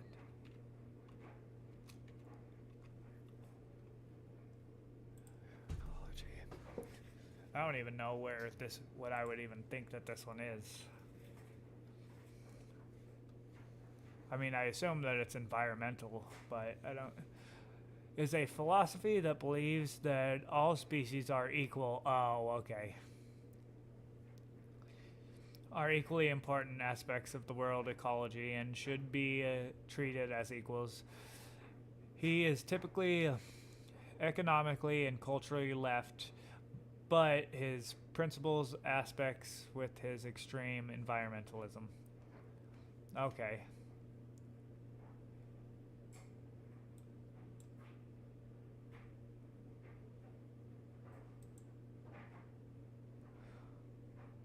Let's see who this is. Paste. Enter.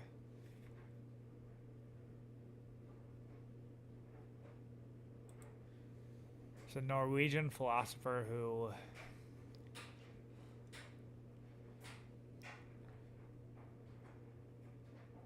okay, yeah, this is the right guy.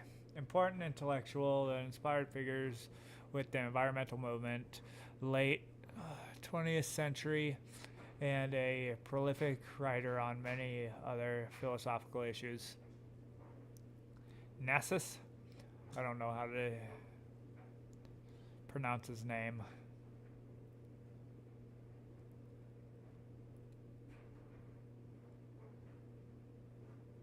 Okay, so it's basically just like the belief that everyone, like every animal, is equal. Not true. Definitely not true. Other animals are here for us to eat.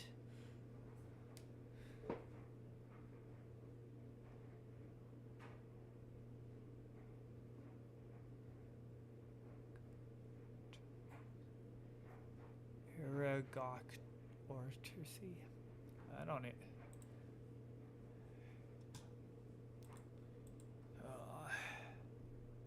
Man, I'm getting tired again.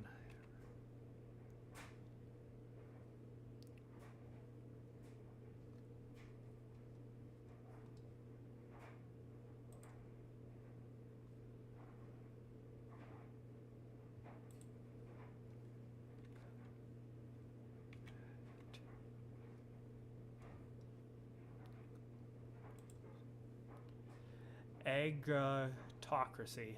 I assume that it's like agriculture, but I like the poll.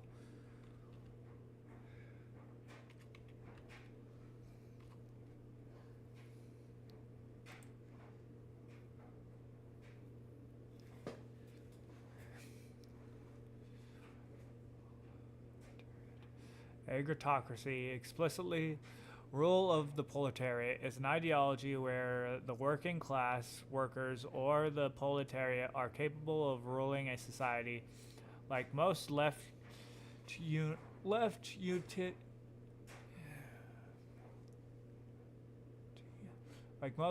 unity ideologies, most of its followers, examples such as Lenin, Marx, and Paris Commune, have held generally culturally progressive leanings such as feminism. Okay, that was really... That was not much. Copy.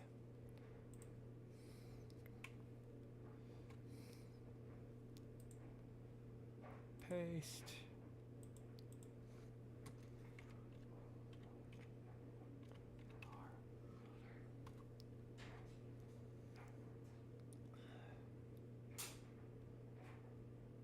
Doesn't tell you who the founder is.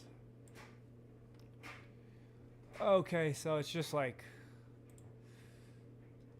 where the working class rules society. Okay. Like what the Marxists would say, the proletariat rule society. Like rule everything. Alright, where was I?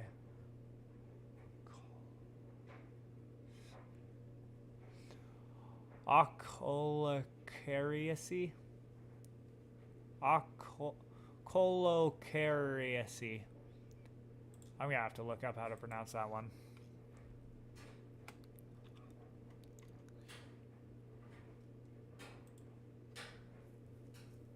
Ochlocracy.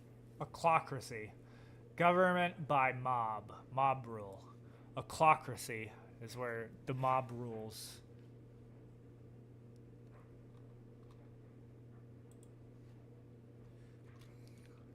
I wonder if there's a founder. So it's just like extreme democracy.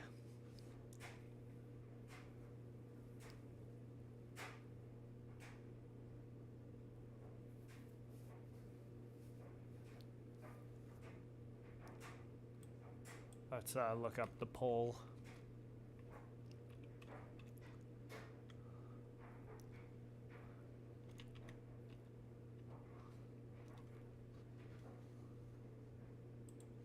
Ochlocracy. Huh. It's got a little fucking torch and shit. Ochlocracy believes that direct democracy and majoritism should be enforced through extreme violence. Ochlocracy also believes that all actions are okay if they are approved by the majority. This is so cringe, bro. Including assault, theft, gang rape, vandalism, and murder. What?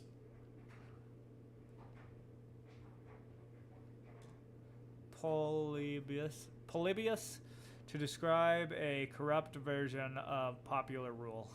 Okay. So the word goes way back to like Greek, to Greece.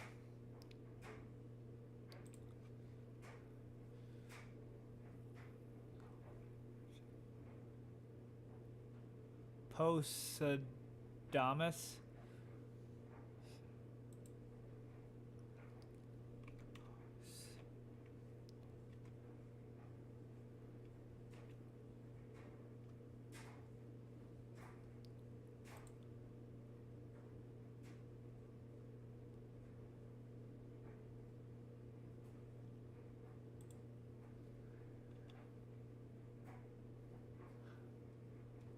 How is it spelled? Posadamoism.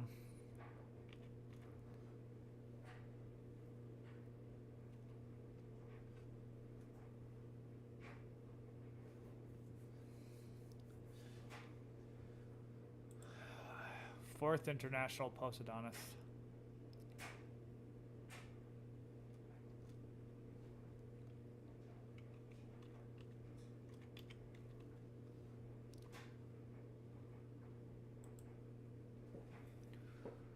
Postmodernism is an authoritarian and economically left ideology based on the ideas of J. Postmodernis.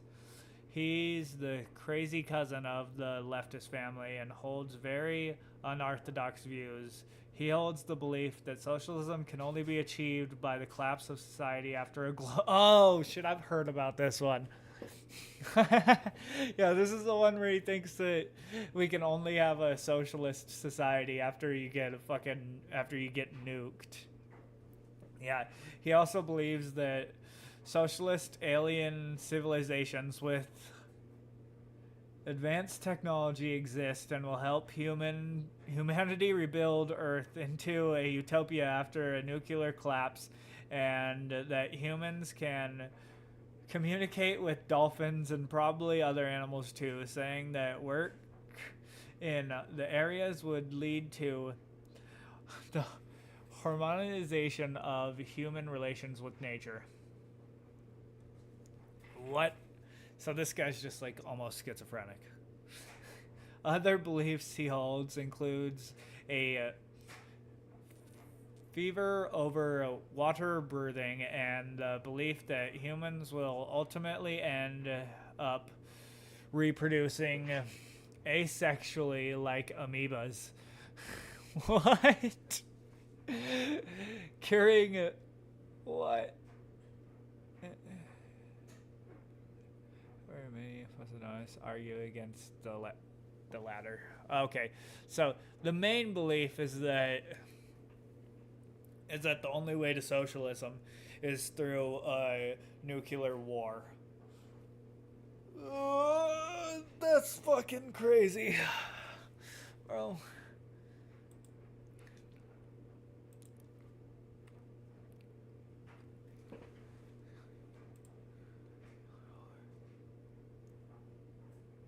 Postmodernism. Argorism.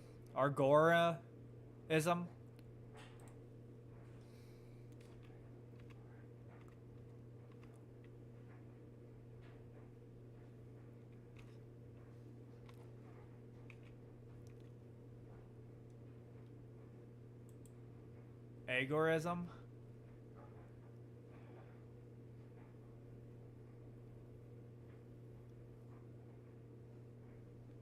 Agorism.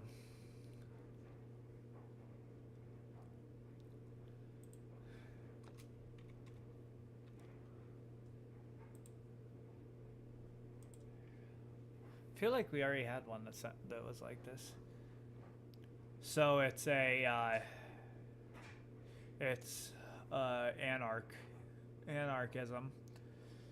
Agorism's sorted into A3. Anarchy, agor, action is a anarchist, economically right-wing, and anti-copyright ideology. Okay.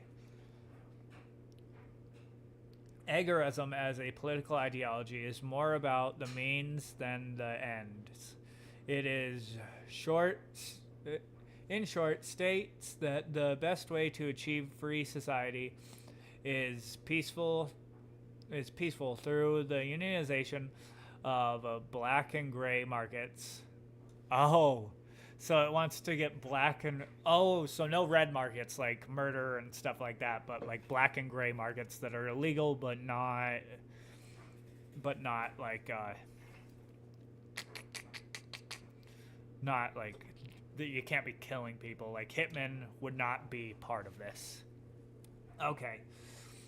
It was first proposed by Samuel Edward Konkin III at the conference Council Con in October 1973 and the Concert Con II in May 90. For agorism is important to distinguish between gray and black markets and red markets. Okay, yeah. Yep, only supports behaviors that is either legal but outside is either legal but outside of the framework of the state system, gray markets. So like if you sell chicken eggs and stuff like that. Or that which is illegal but not inherently violent, black markets. But it does not support trade relating to things that violate the non-aggression principle, red markets. He also supports usage of counter-economics, defined as the sum of all non-aggressive human action which is forbidden by the state. Okay, so it's kind of like a ANCAP, but it says that you should buy stuff like without the state knowing, and you shouldn't pay taxes. I believe that that's part of it. I've heard about this ideology actually.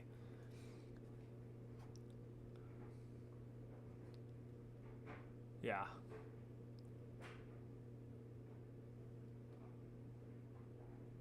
Some aggregates distinguish pink markets. Pink markets, legal and immoral from the libertarian perspective, are a synthesis of red, illegal and not ethical, and white, legal and ethical, into red markets belongs taxes, and so on. Okay. Yeah, so it doesn't want you to pay taxes either. And it believes that you should buy things through gray and black markets so that the state doesn't get funding, basically. Kind of based.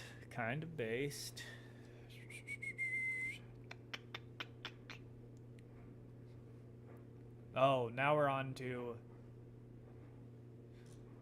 Oh, I forgot to say what it was. That one was the main iceberg. You are now in the heart of deep political thought with no turning back. Esoteric and thought-provoking ideas are increasing in frequency, but there are not yet any unfathomable or mind-blowing ideas. Those will have to wait. Underwater.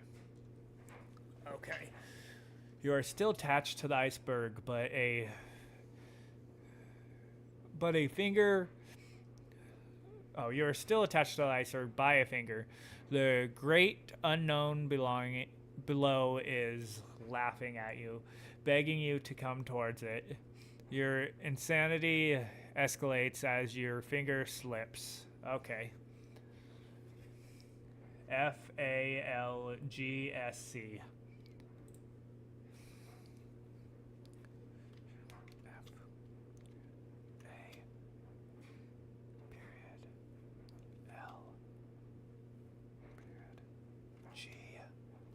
I think that's how it was.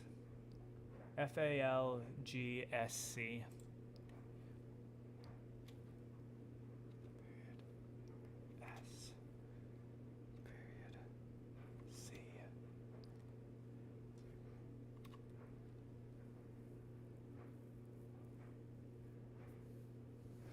Fully automated gay space communism? What?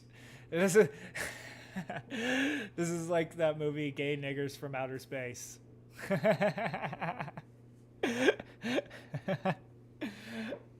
I'm just kidding, but that's funny.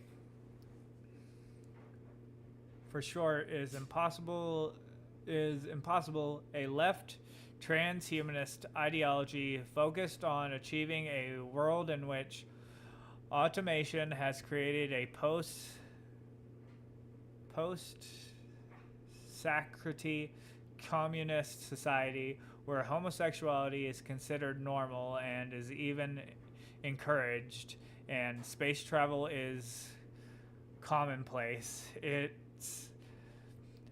is essentially a socialist transhumanism, but with an additional element of gay rights being the primary goal. As a cyborg transhumanist ideology, it uses pronouns. So fucking gay. What the fuck? So it's just people who want to travel through space and be super gay and be communist.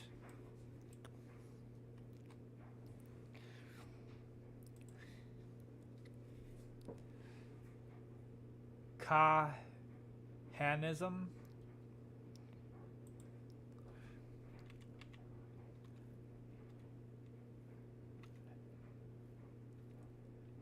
Am I I right?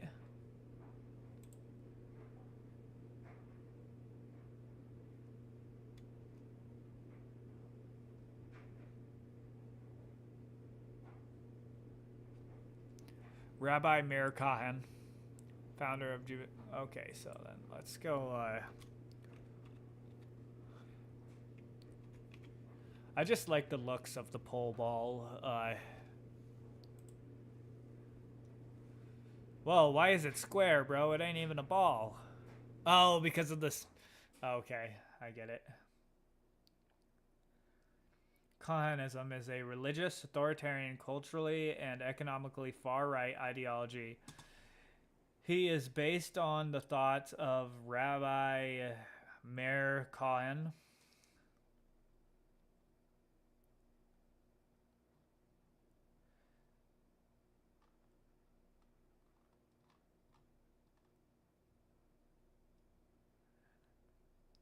All Jews should live in Israel. So he thinks that all Jews should live in Israel. Anti-Semitism. Anti-Semitism should be fought immediately and by all means necessary. Democracy. Kahan wrote that a theocracy should exist in Israel where voting is for Jews only. Violence police. Believes that hate and violence were terrible, but terribly necessary at the right time and place. Okay, so it's just like he thinks that all Jews should be in Israel and that Israel should only be led by Jews.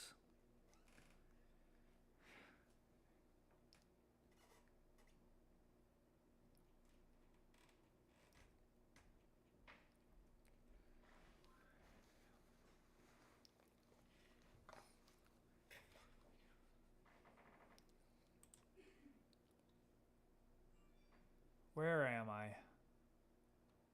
I'm underwater, so yellow socialism. Is that going to be like yellow referring to like capitalism or like this one's going to be weird if it's what I think it is.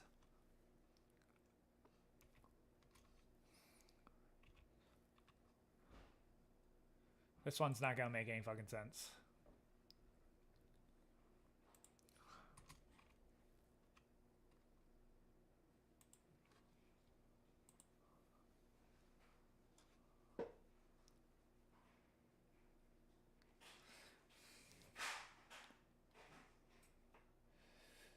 Yellow socialism is an economically center-left, authoritarian-leaning, and culturally right-leaning ideology created by French politician Pierre Béniteur as reaction to red socialism, which was growing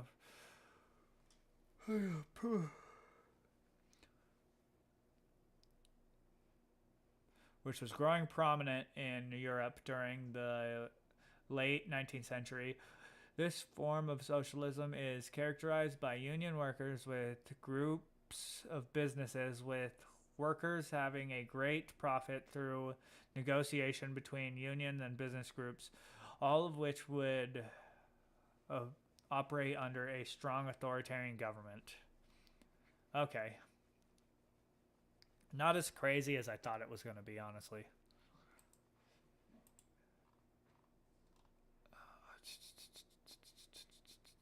Still pretty weird, but not as crazy as I thought it was going to be.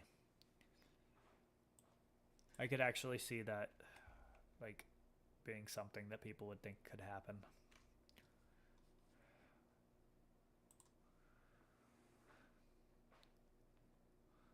Longism.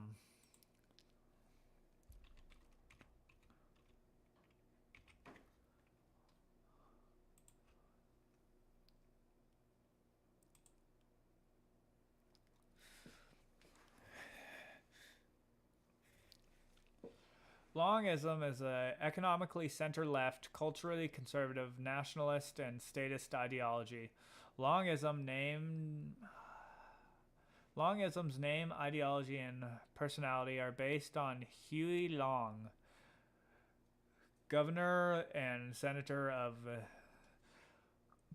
Louisiana in the 1930s. Longism wants to heavily regulate the market with his Share Our Wealth plan, which involved taxing the rich to fund social programs for free education, old age pensions, public workers, and large subsidies for families. What sets him main apart from any type of social democracy or paternalistic conservatism is that he believes that authoritarian methods are valid ways to achieve reform. Okay, so he's like a democratic socialist who wants to, basically a democratic socialist who wants to use authoritarian methods to get there. What was the next one? Some of these honestly aren't even as weird as some of these up here, even the ones up here.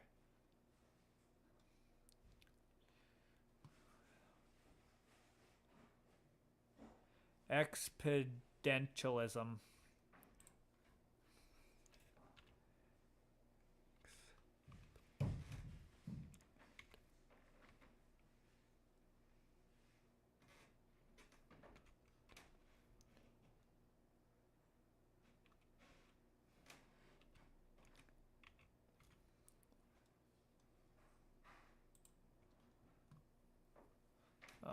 Did I spell that right?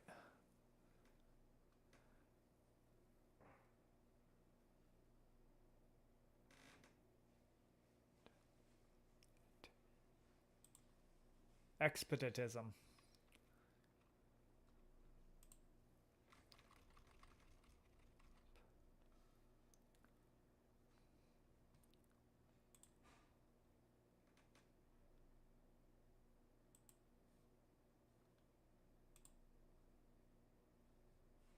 Expeditism.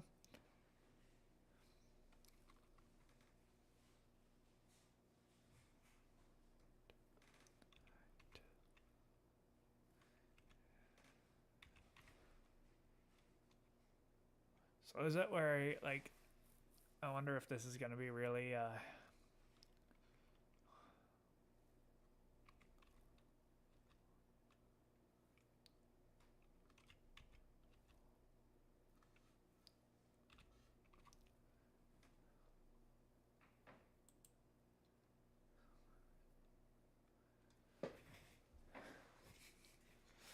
Expeditism is a left unity ideology that holds that each individual knows best on how to enjoy their own life most, and positive experience is the only pursuit and measure of morality in life. Thus, it advocates a state which supplies everyone with the basic needs for a good life, and that protects its citizens from harm that others might do to them. In this way, it seeks the concrete maximization of both negative liberty and positive liberty. Okay, so you could say negative rights and positive rights. So negative rights would be like what our Constitution is based off of. So it's things that you have the right to do, but not things that you have the right of. So, like, you have the right to bear arms. You can go and buy a gun. To where if it was positive, right, the right to bear arms would be that you have the right to a gun. Like, the government has to give you a gun, if you get what I'm saying. That's the difference between those.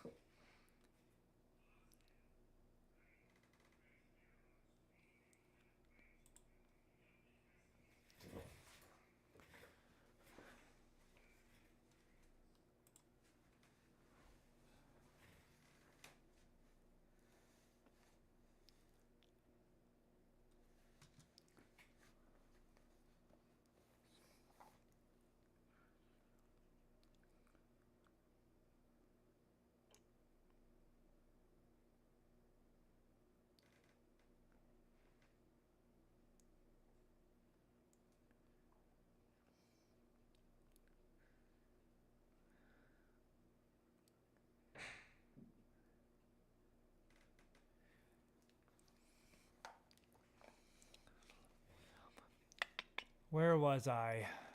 I already passed this one.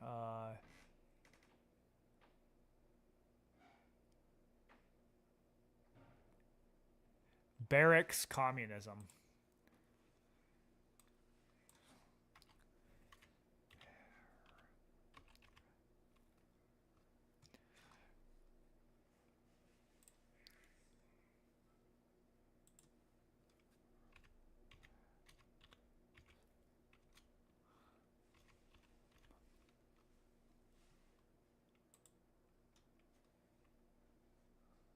I like the poll thing.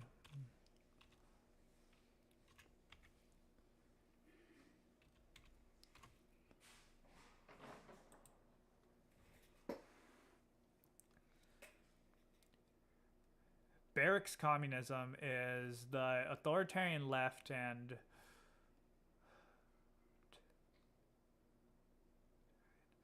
pro-totalitarian ideology representing Russia nihilist Sergei Nikizhevich, I don't know how the fuck to pronounce his name, which is described by Karl Marx as a type of communism, enforced collectivism and communism to the point where every point of life is organized and controlled in the strictest way. Ooh, that's scary. Barracks communism is extremely bureaucratic and organized since his behavior is all aspects of life should be regimented. He is also hardworking and wants everyone who doesn't work to be served from the community as a whole.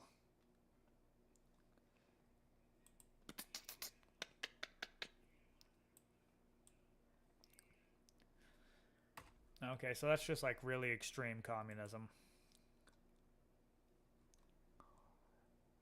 Coronism.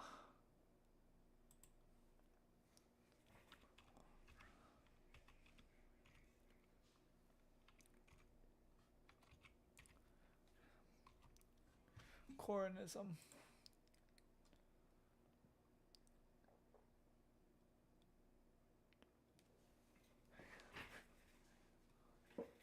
Coronism is a libertarian monarchist, economically and culturally far-right Polish ideology based on the teaching of Janusz Korwin-Mikke. I don't know if that's how I probably butchered that name, but let's look him up. Paste.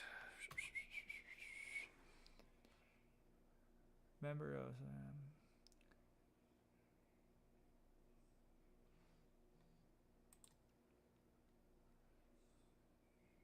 is a Polish political writer and founder of the right-wing libertarian political party. In 2019, he was elected as a member of Sigma. He was a member of the European Parliament from 2014 to 2018. He was a leader of Congress of the New Right, which was formed in 2011. Whoa, you scared me. Thank you, baby.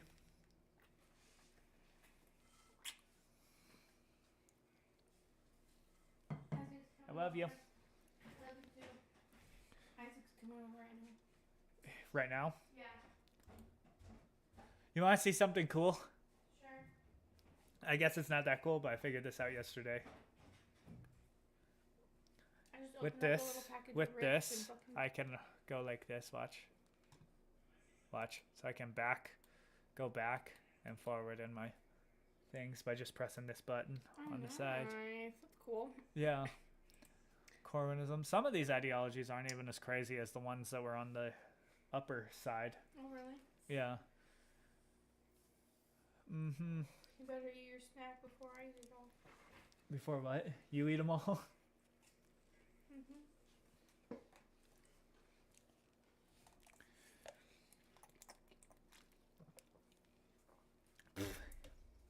You're just staring at yourself. I'm sexy.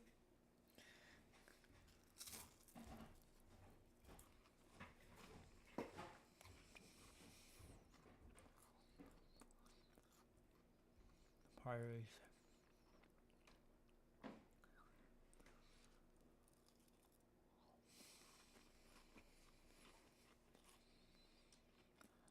Can most easily described as monarcho-Hoppian in the politics he advocates for. Coronism is known for saying stuff considering questionable, which usually makes progressives have a mental breakdown or other lib rights look weird at him.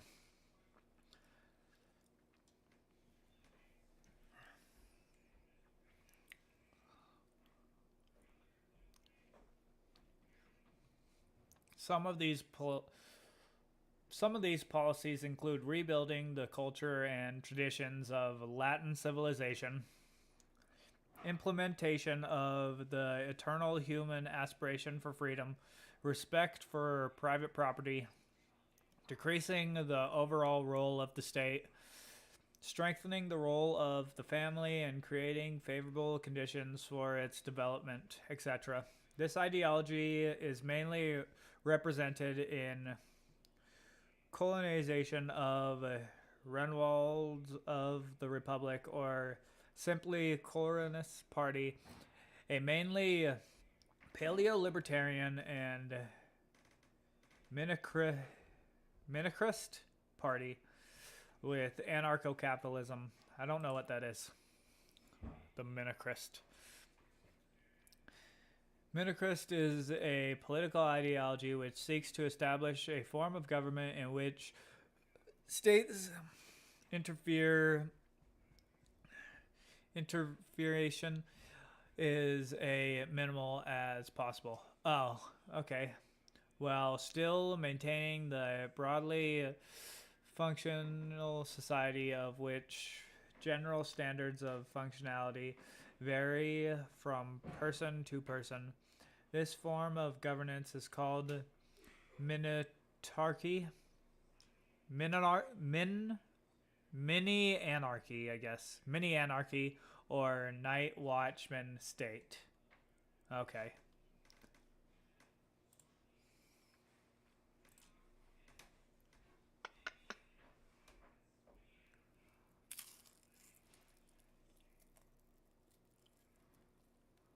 Where was I?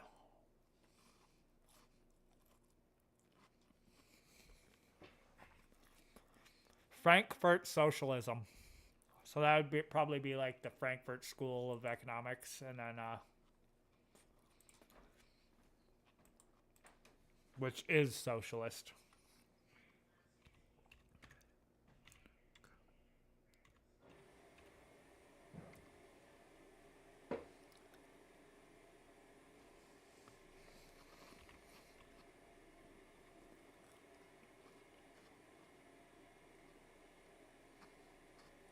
Oh, I meant to put U.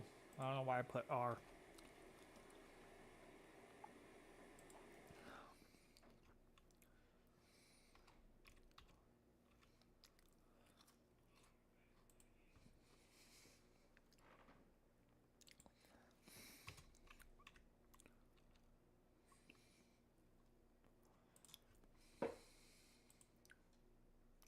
So this is the Frankfurt School. I assume that that's just what it is, what it's going to be. Neo-Marxism. Frankfurt School. All right. Frankfurt School is an economically and culturally left-wing Marxist ideology based off the Frankfurt School and theories associated with it. Frankfurt School is a socialistic philosophical school of neo-Marxist organization. The original nucleus of this school made up mostly of German philosophers and socialists.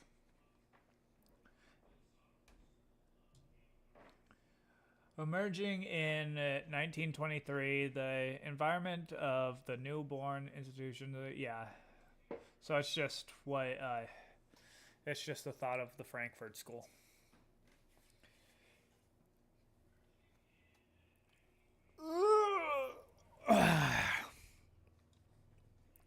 which they wrote. What is that book called?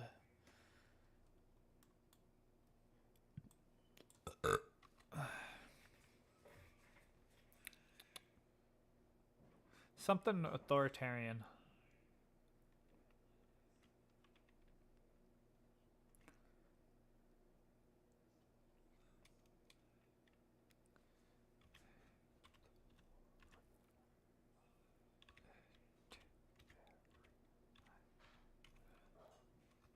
Oh, well, why didn't it spell authoritarian? I forget what it's called.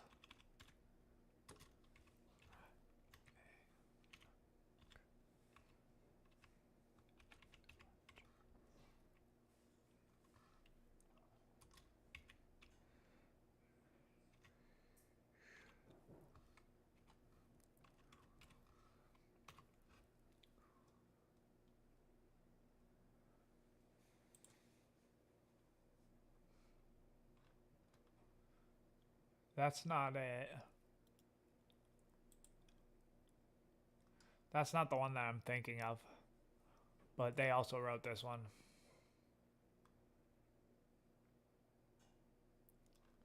It's like the mind of an authoritarian or something like that. I forget.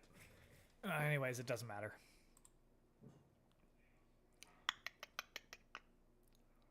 Where was I?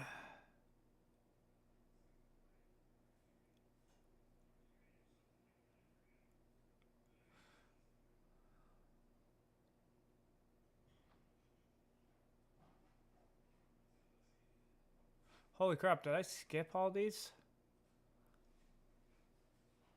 I went from right there to right there, I think. So I skipped political nihilism and personalism.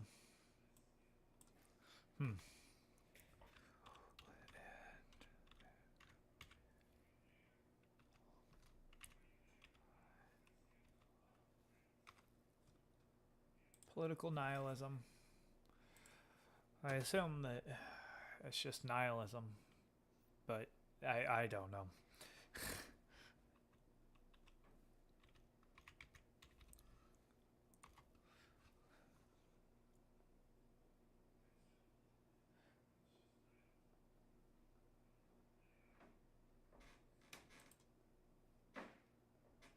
Nihilism.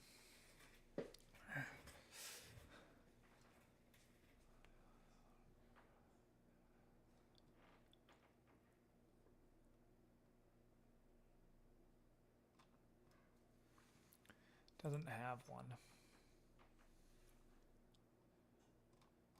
Alright, anarcho-nihilism. Let's just see what that is. Anarcho-nihilism is an individualist, anarchist ideology who believes that nothing at all contains objective and fixed meaning or essence.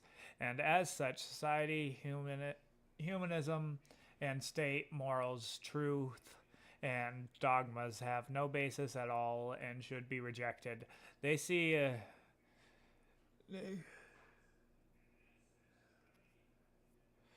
they see negation of the constructions as liberation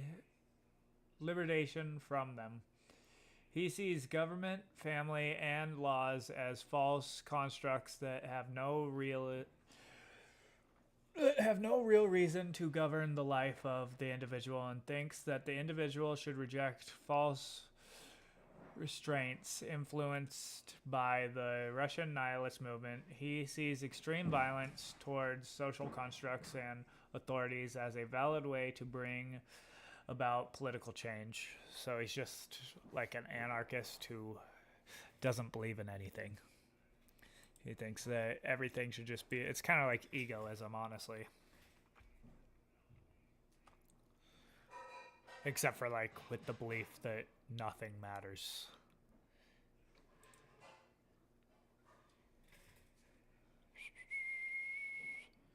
Personalism.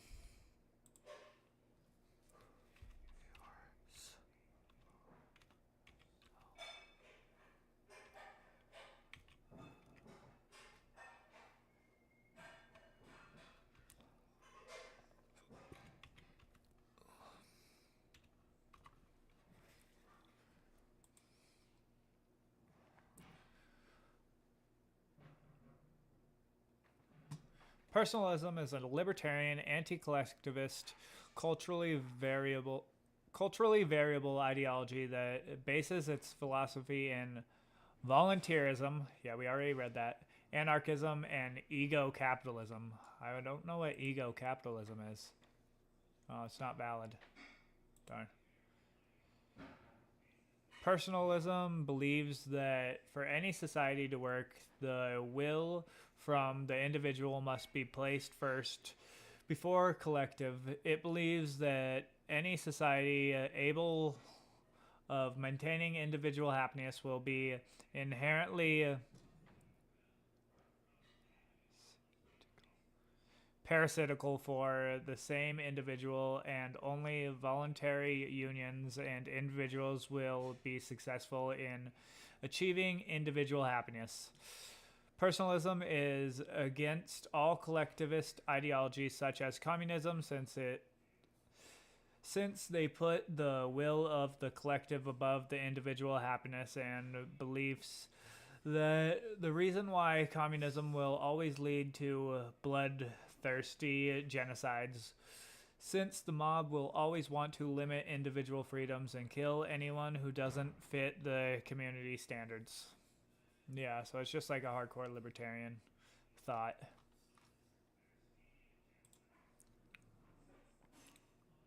That's kind of what I figured it would be.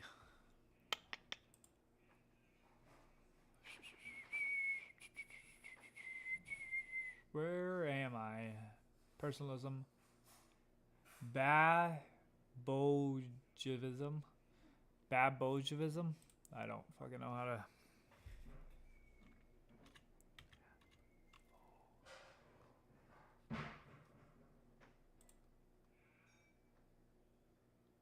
Oh, I don't know. I said Javism. Baboivism? Baboivism? Not baboon. What the heck? Fuck off, bro. Why does it keep doing this?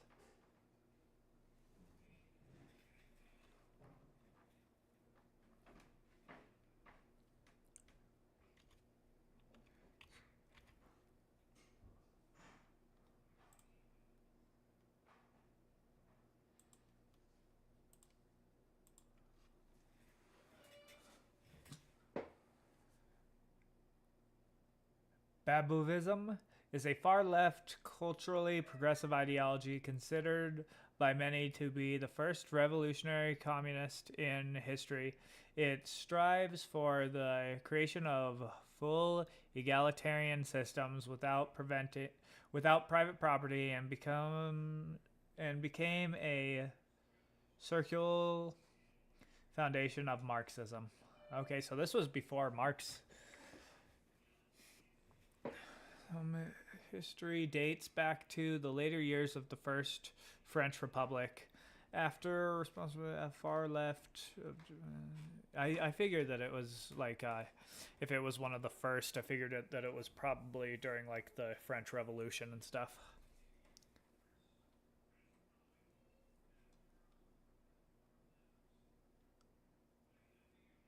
All right.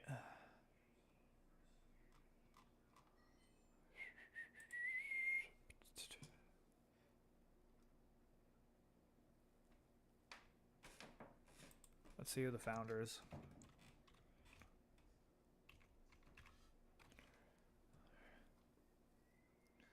Louis Augustus Blanque.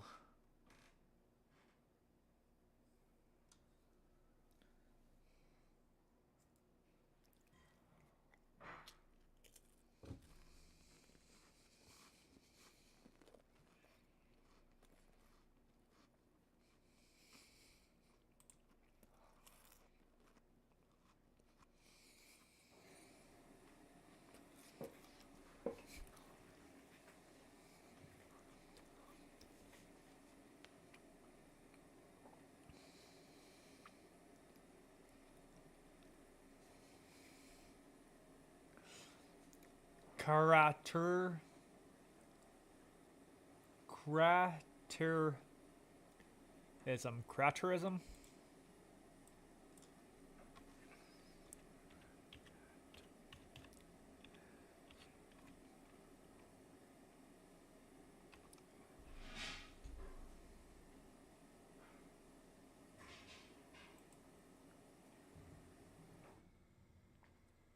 Creturocracy, I assume that this is the same thing, is an off-the-compass, off-right ideology that believes it is natural rights of the strong to subjugate and tyrannize the weak, while social Darwinism merely calls for the ultra extermination of the weak. Culturocracy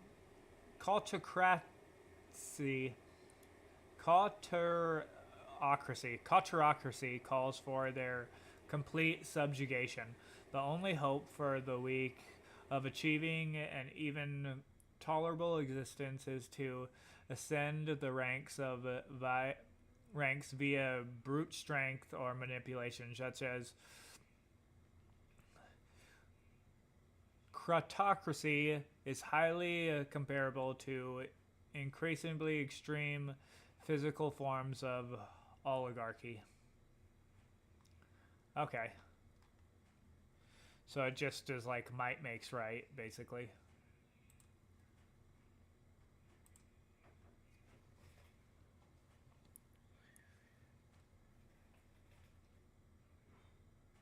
Alright, now situationalism. Man, these are some weird ones, bro.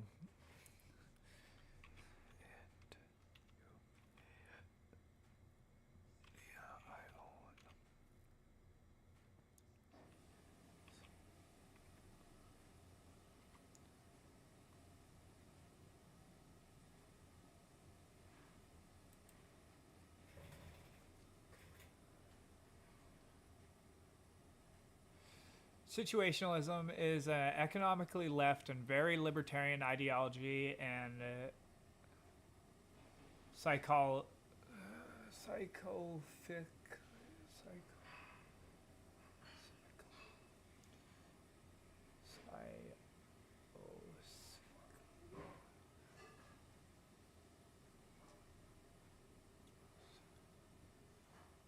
Why can't I think of the? Why can't I pronounce that word right now?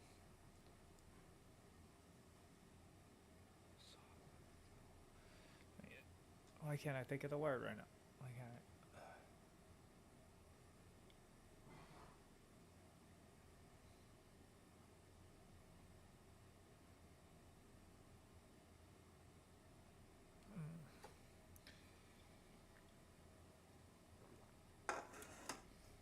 I? And philosophical movement that believes in an anti-authoritarian interpretation of Marxism in fusion with the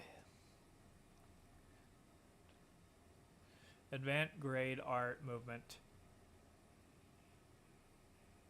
He believes that the media, or as he would call it, the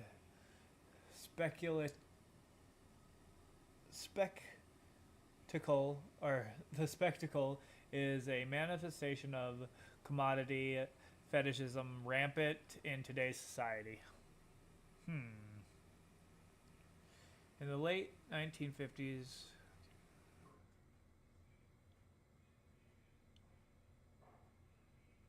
surrealism.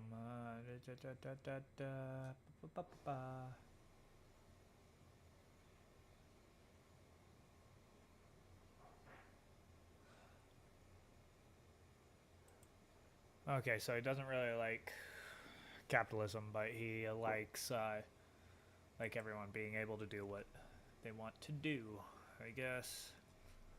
Doesn't make sense, but all right.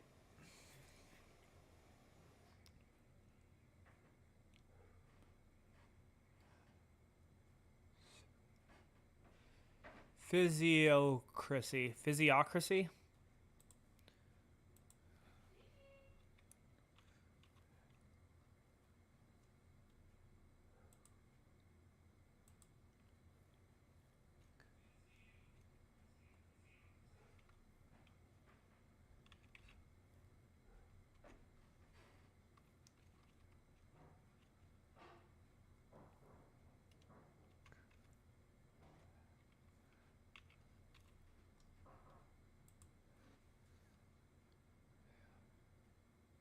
Physiocracy is an economic theory developed by a group of 18th century Age of Enlightenment French economists who believed that the wealth of nations derived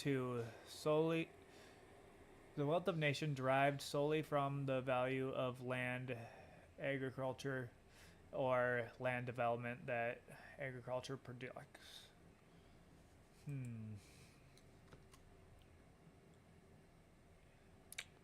So it just thinks that the only wealth actually is just agriculture.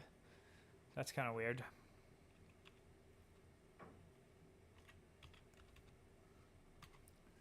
Pole ball.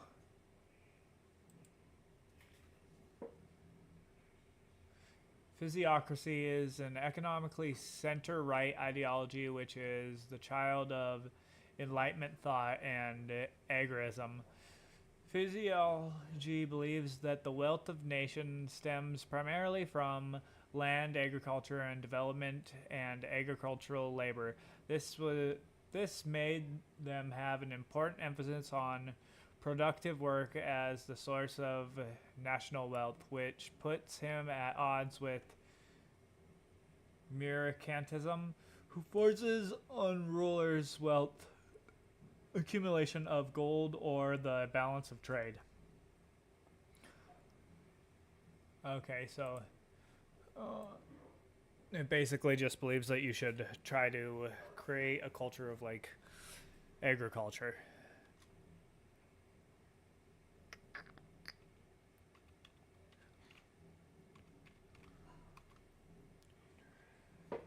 Francisco Quercerian was the founder of it.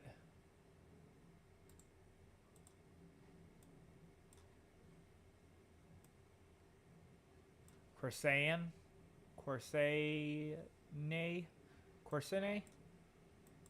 I don't fucking know how to... Or Francis? Copy. Paste. Pronunciation, yeah. Let's see how the fuck to say his name. François Quesnay. François Quesnay.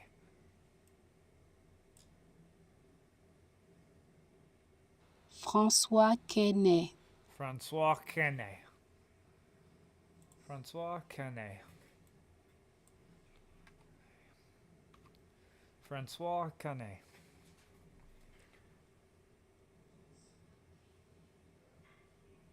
For publishing. How old was he? Died December. Okay, 1994, 1774. He lived to a pretty old age. All right, now let's go back to the next one.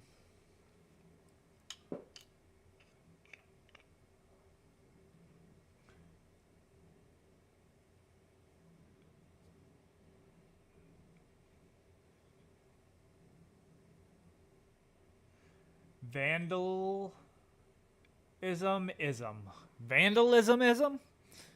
What is it, just where you think they should vandalize everything? What?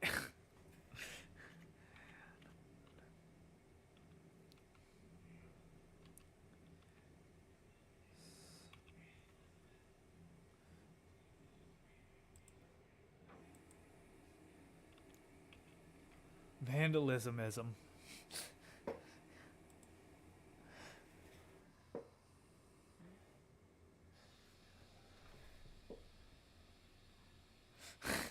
Vandalismism is a type of egoism that advocates for the complete vandalism of all property. Okay. Yeah. That's pretty simple. Who the fuck came up with this?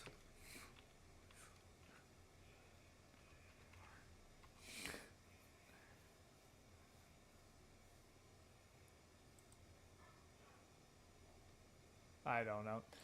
Probably just some fucking Redditor or something. Vandalismism. It's just like, yeah, no.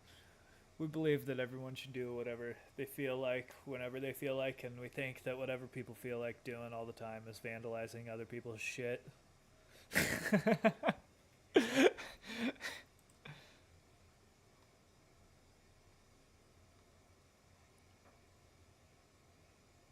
Alright. I'm just gonna do one more, and then that'll be it for today. And then I'll have 3 more for the next day. But one more, especially since it's Saturday.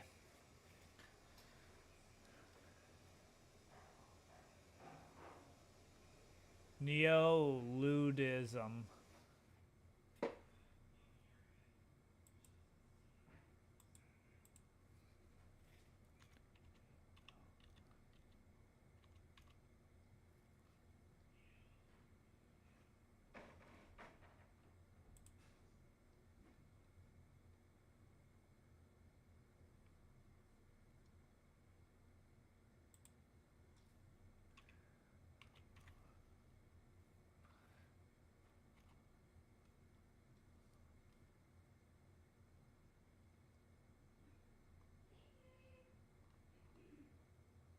Yeah, it has its own Wikipedia page, so it's still...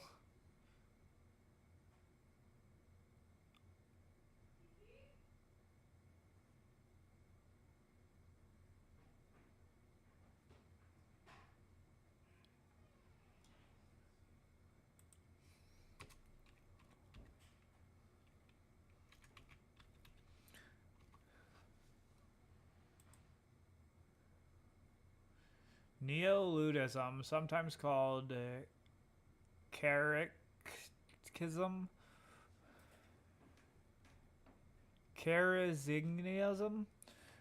when significantly referred to as the Unabomber's conception of it.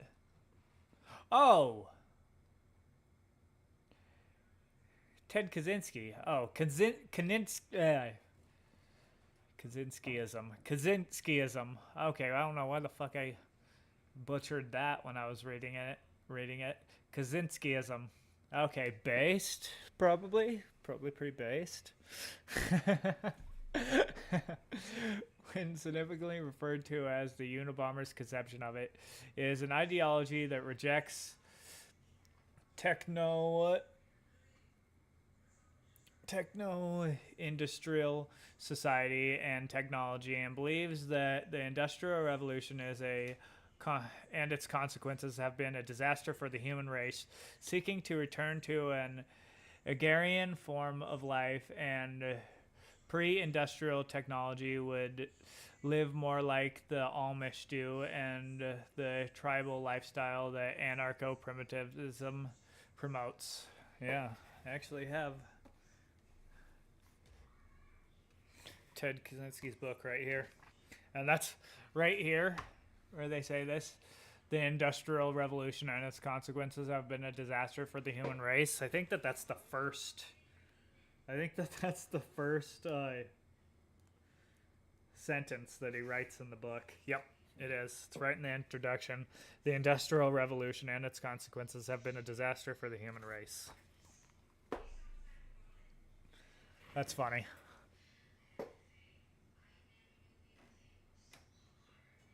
Yeah, Ted Kaczynski actually lived really close to where I do. He lived up in Montana. Like 2 or 3 hours away from where I live.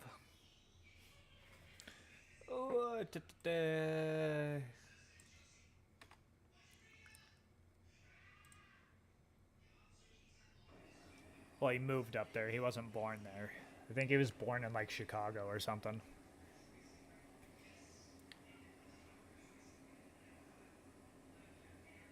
Strancerism? Ooh. I mean,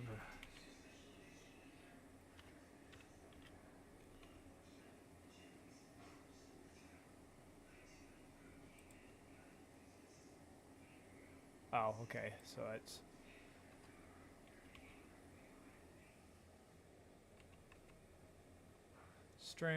George Strancer. Didn't we already get this one? Didn't we already do this one?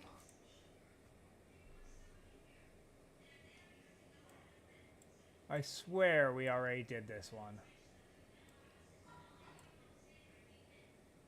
Yeah, we did. Why is it in two places on here?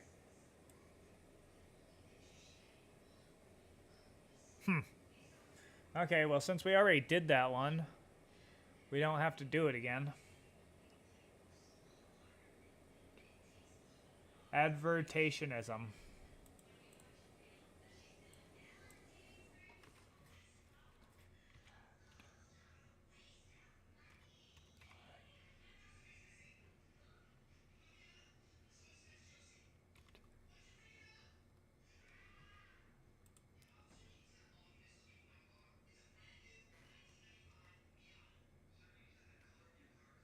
Oh, no, that's not what it was.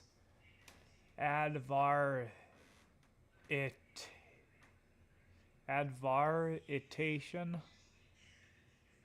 Advaritation. Bro, I don't want that.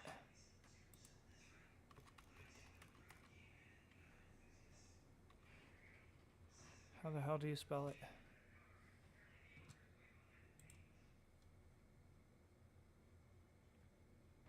A-V. A-V.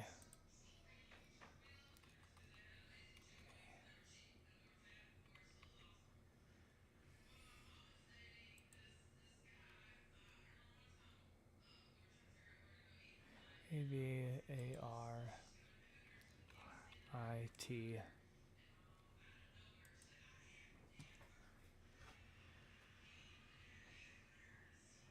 I wonder what the song is. Let's listen to the song.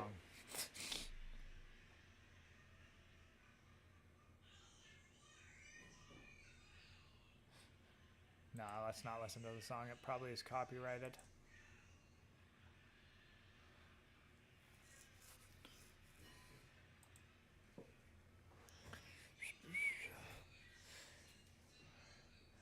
I'm going to actually figure out how the fuck to pronounce this first.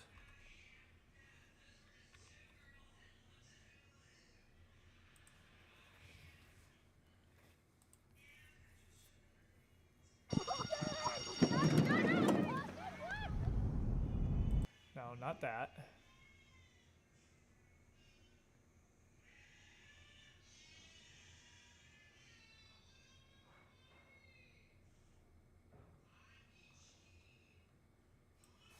Okay, well, it's so weird that it doesn't have a pronunciation.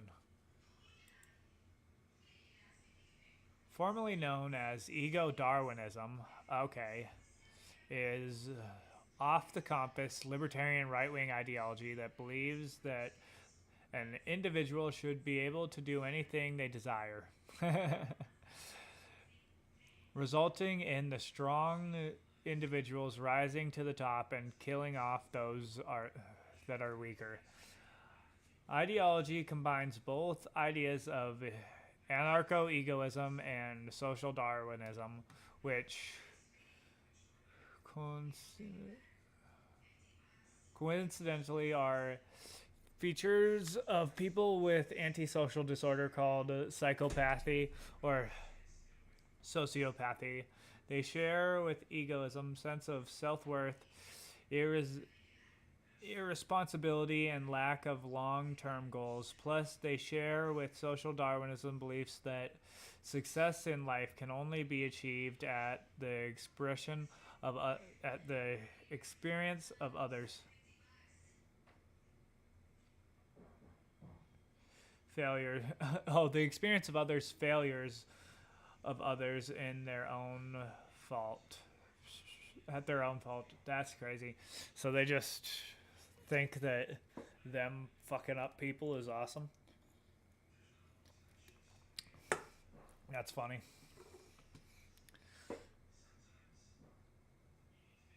So they don't want to stay. They believe in social Darwinism, and they believe that they should just do whatever they want. But also they enjoy, like, raping and killing people. Okay.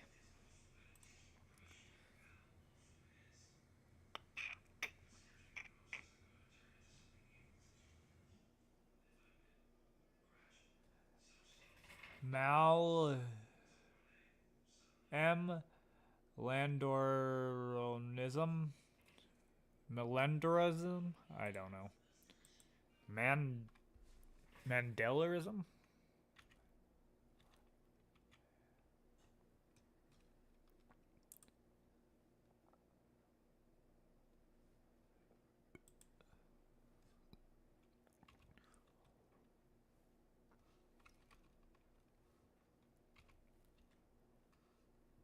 Why does it keep putting a Y there? No, quit spelling out shit that I fucking don't want. It's really annoying.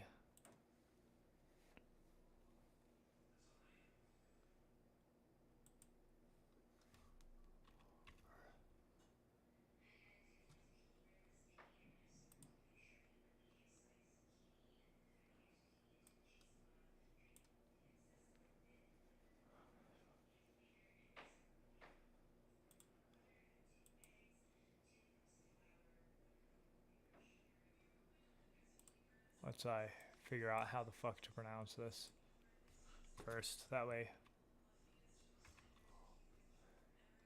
This one will definitely have a pronunciation.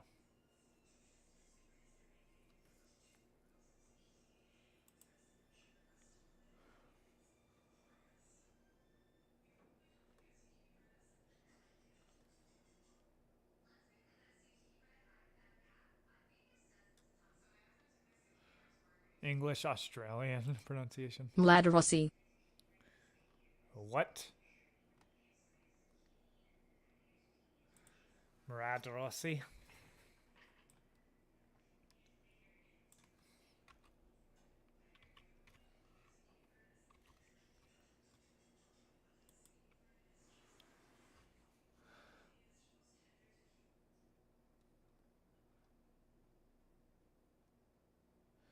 Mladorosism is an authoritarian left ideology that advocates for a Russian monarch under a Soviet-style system. Okay. The Mladorists at first were anti-communists. They argued against the idea of creating a free Russia and non-Russian soil, believing strongly that what they call Soviet-occupied Russia was the only Russia that could be in existence. The Mladorosists believed that the Soviet government was reversing the Russian state and defending its national interests. They also believed the October Revolution would create a new young Russia in the 1930s. The Mladenians adopted an increasing open pro-Soviet position, claiming that they were to become the second Soviet party. Okay, so they want like a communist monarchy, basically. That's like Russian. Okay.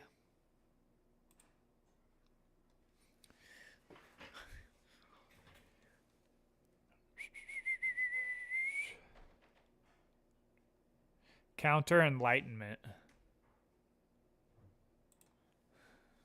This one's gonna be cool. Probably pretty based.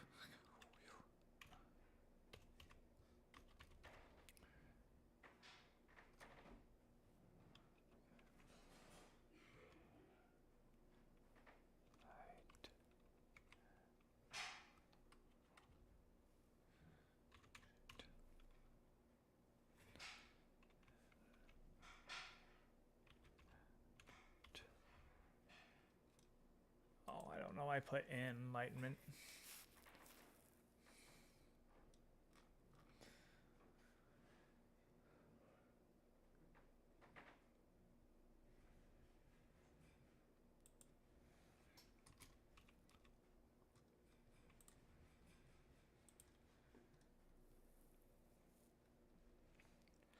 Counter-enlightenment is an umbrella term that represents a general political view opposed to the ideas of enlightenment, viewing them as a fundamental misguide at best or plainly evil and degenerate at worst. Enlightenment ideas that are condemned include secularism and materialism, Whig history, and the notion of social progress, kind of based, honestly,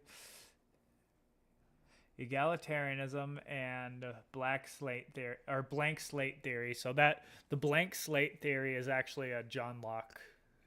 John Locke came up with that, and his thought was that everyone is born with a blank slate, like everyone's born equally, and that, which isn't true.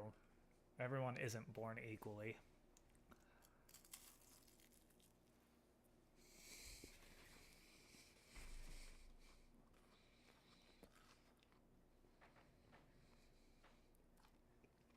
Like, they're equal under God, but they're not.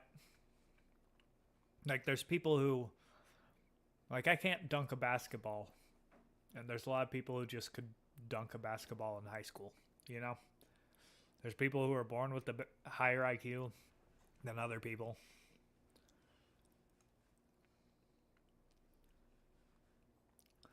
The inherent right of man as a secular concept.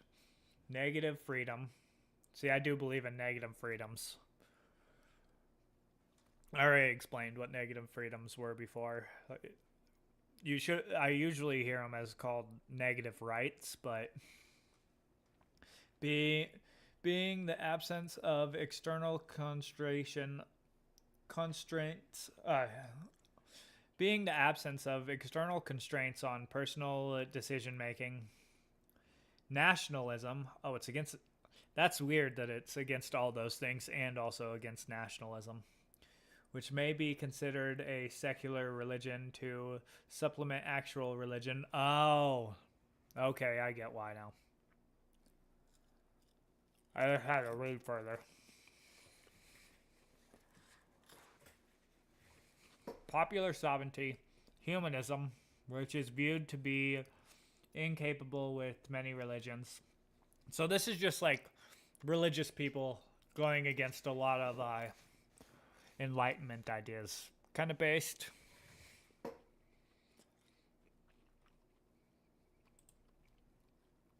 I don't get why it's so far down on the iceberg, though.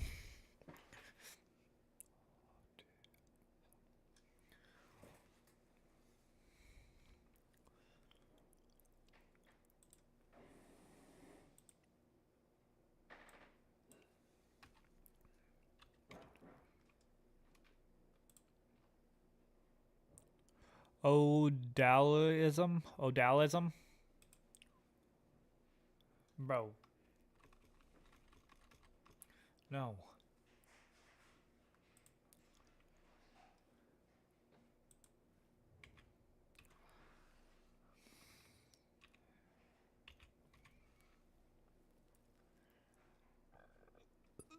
Enter.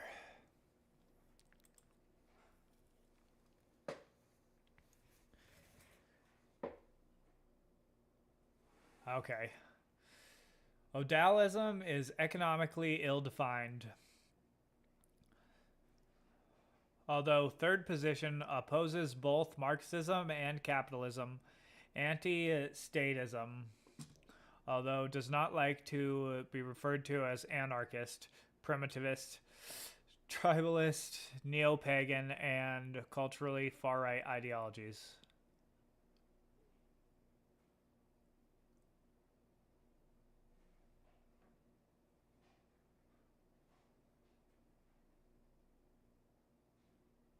Okay, so it's opposed to all of these. Odalism, also called Hetheri, contemporary Germanic paganism or Germanic neo-paganism, is a primary belief that citizens had distinguished consequences for had disastrous consequences for Europe, the rest of the world as a whole, and all living things therein. He believes that high-tech civilization is unsustainable and that its collapse is imminent, either from the extinction of non-renewable resources, climate catastrophe, or even nuclear war, whichever comes first. In the meantime, he advocates for Europeans to return to a simple life in the countryside, contribute to the system as little as possible, and create as many native European children as possible. Post-collapse, he believes that only the best and the brightest 0.01% of humanity will survive to carry on the future as pagan.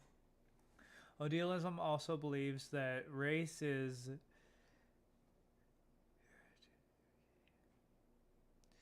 hereditary, but it believes that in a way Nazis do like Aryans, going back to the best.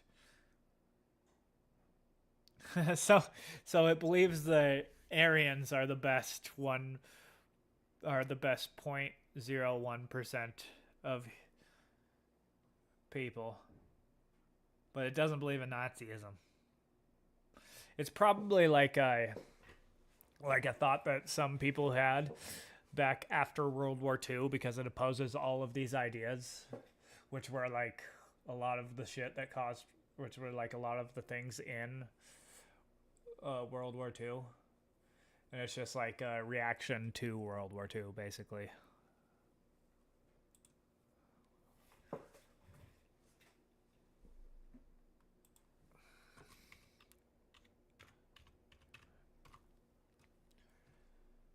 Arg Vikingers.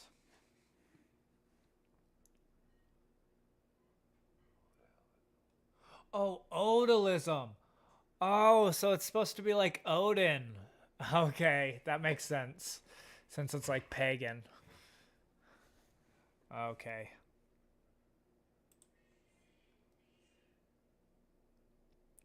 Fourth theory. Actually, I have heard of this one. There's a book on it. I don't know much about it, though. So I assume that it's like third theory, where there's like, there's communism and capitalism, and then it's like, there's this other theory that's the third theory, but then this one's like, no, we got another one over here. This is the fourth theory.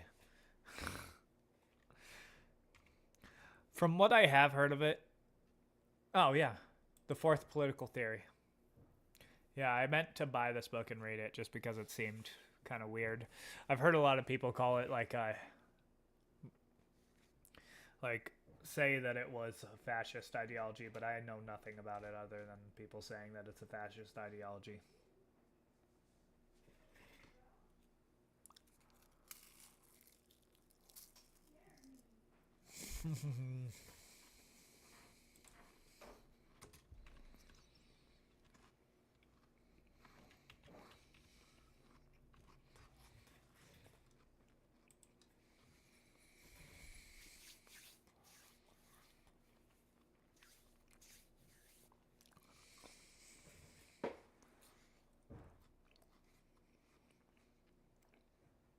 Fourth theory is a reactionary, authoritarian, and economically left, but total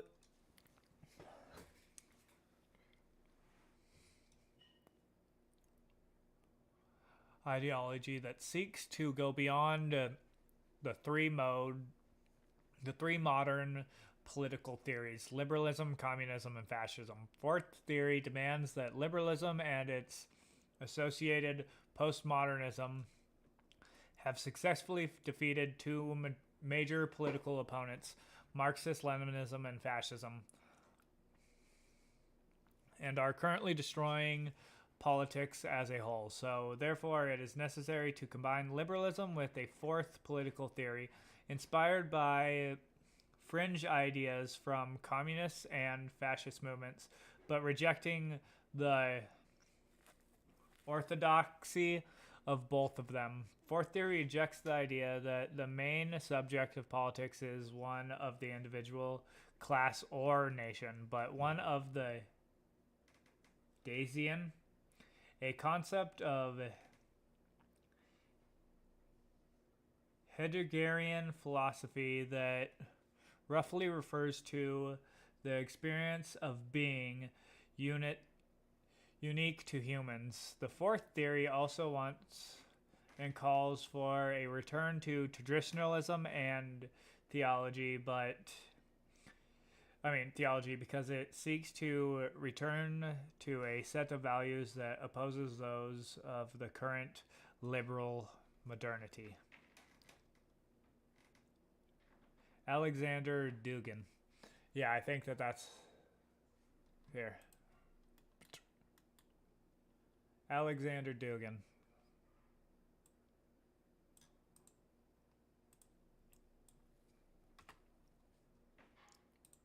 Let's see if he has any other shit. Oh man, he's got a nice beard, bro.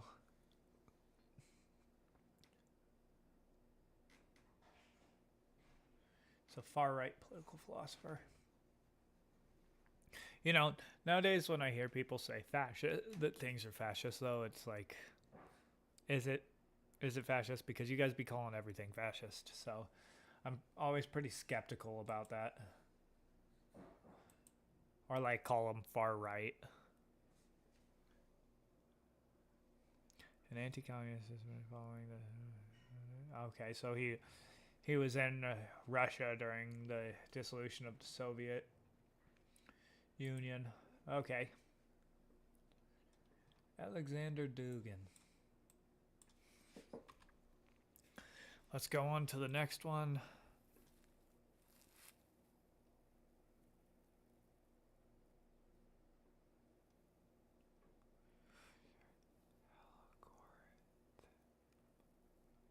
Algorithmism? Is this where it's just like that it wants an AI to control the world?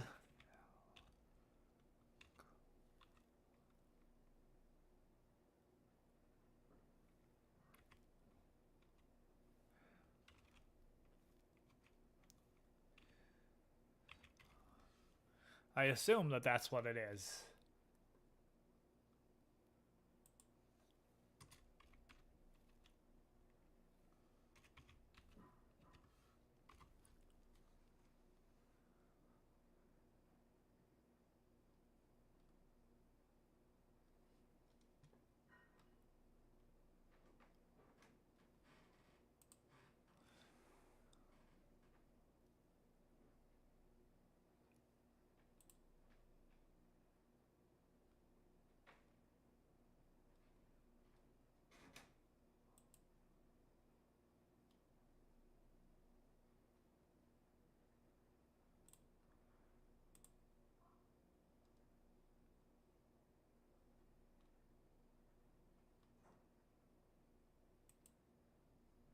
Okay, it doesn't even look like it has a poll one.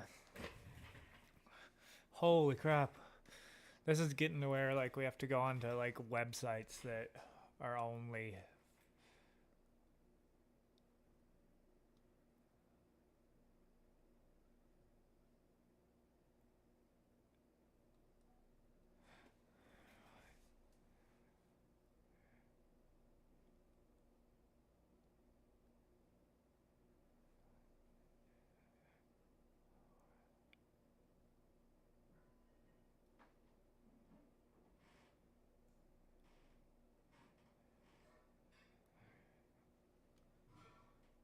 this is just creepy. Oh.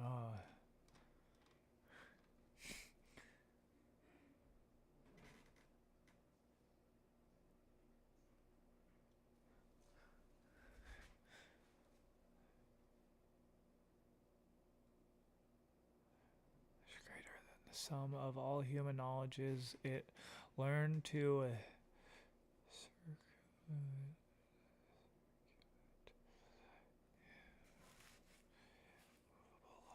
physics. It learned to circumnavigate the immovable laws of physics, learning how to replicate a single piece of this AI and enable mankind to travel to distant stars and buildings, thriving colonies through the home system. Declares later that grandchildren of those who survive the event still speak of tragic with by the knowledge of how close humanity once became to total annihilation. The fear of a second event transcends cultural boundaries, a nearly universal.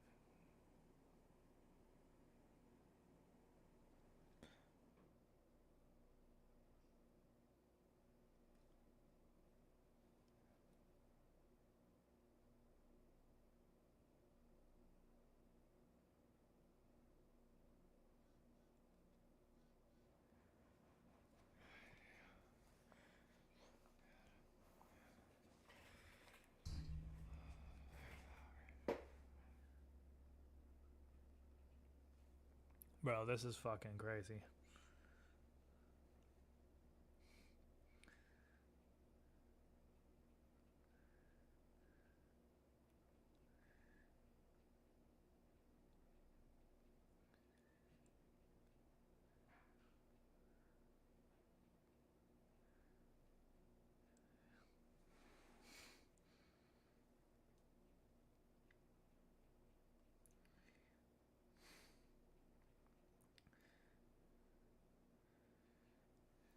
Schizophrenic guy just wrote up a bunch of shit, and that's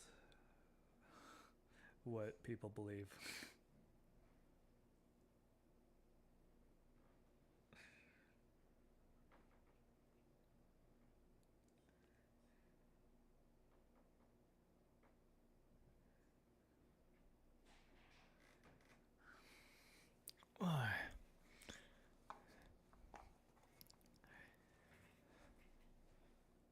It showed during the Earth's devastation and the civilization-changing implications of the event of the supremial drive.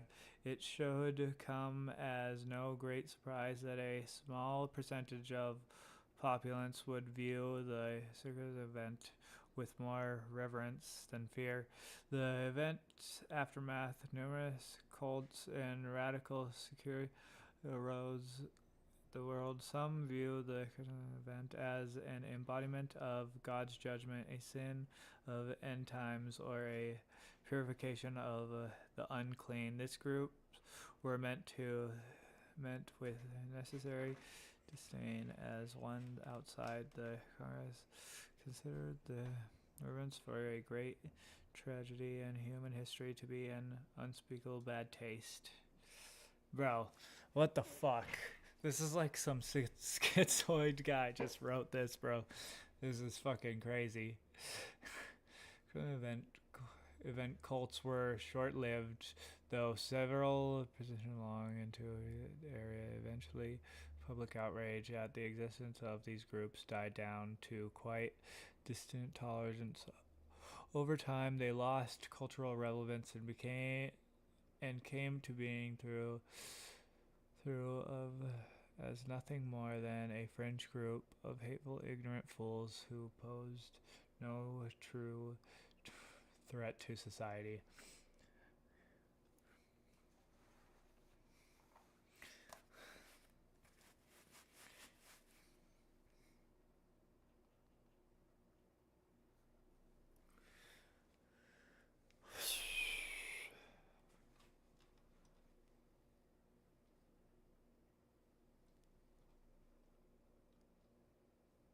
I don't even get so.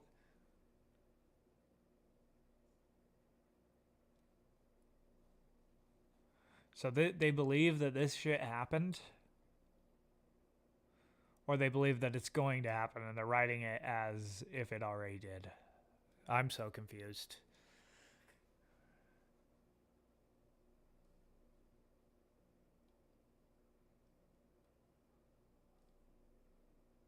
algorithm, transcendental, and the Church of Transcendental Algorithm vary significantly in their teachings from other so-called Christians, while the corrupt religion iconography language from other religions, they were nearly an offshoot of an existing religion, nor certain or any one individual.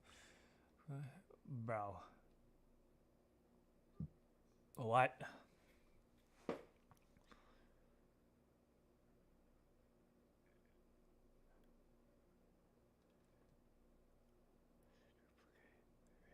In human history, algorithms are universally feared and revoked outsiders, and constantly top of the list of most wanted terrorist organizations by nearly every nation. What?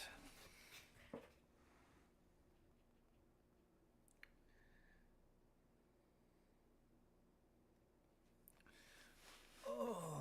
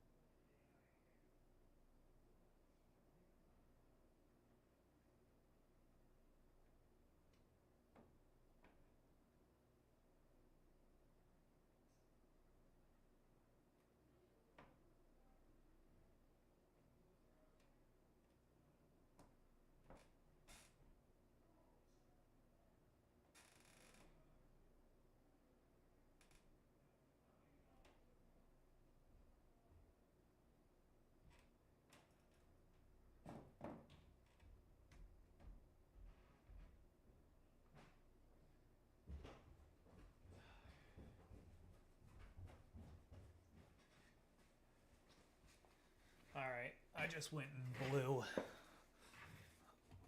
in my breathalyzer. Okay.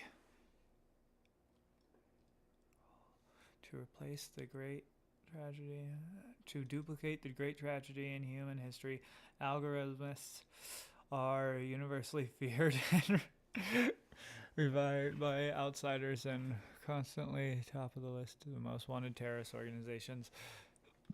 I wonder if there's a way that I can get this to, because I don't feel like reading it all out loud. Can I get my computer to read all this?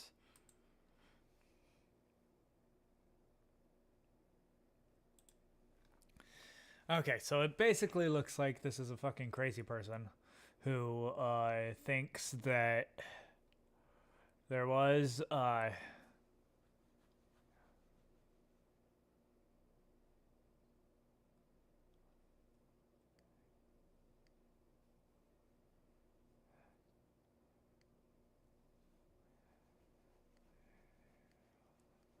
unlike most cults which prey on the uneducated and naive, algorithm on usually high number of highly educated scientists among their ranks. For this reason, there are not well understood, but are more often connected with the supposed basilisk. Oh yeah, I've seen that, like the basilisk.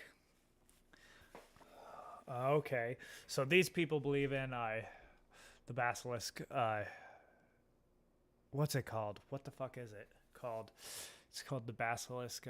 Fuck, what's it called? Something basilisk. And that's where, if you hear about the AI that it's gonna come, then the AI, if you ever heard about it, will end up fucking you up in some way if you didn't do anything to try to make it a thing. So these people believe in that, and that they are trying to make an AI that's like all-knowing and all. That shit's crazy. That was some crazy shit. That should have been on the bottom of the tier list. It shouldn't have been up here with some of these other things, bro. That shit was fucking like, that was up here with counter enlightenment. Was this thing was up here with counter enlightenment? That shit was not. What?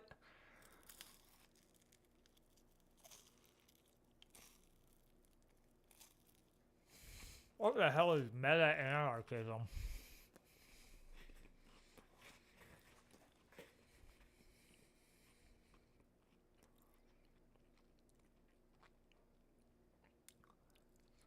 Homo nationalism? Bro, is this gonna be like just a fucking nation of faggots?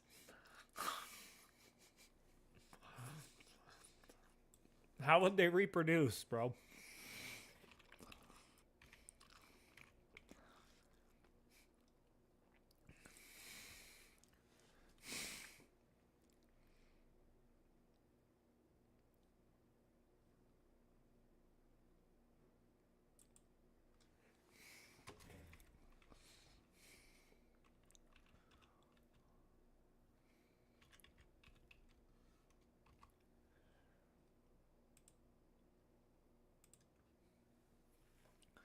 Homo nationalism.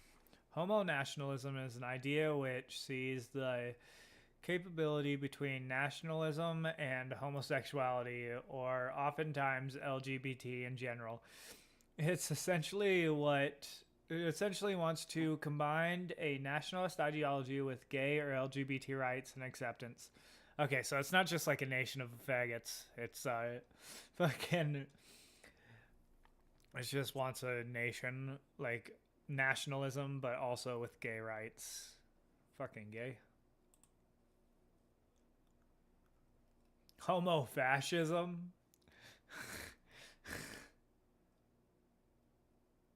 Homo-fascism is a third position, totalitarian, and often culturally far-right ideology which combines fascism or Nazism with LGBT rights. What? it essentially it can essentially be viewed as a pro-LGBT but least pro-gay variant of fascism. Oh, or at least pro-gay variant of fascism or Nazism.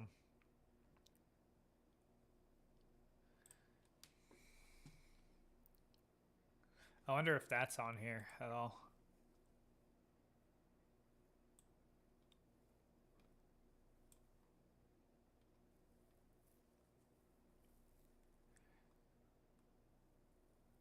Hive mind theory, that shit's fucking freaky.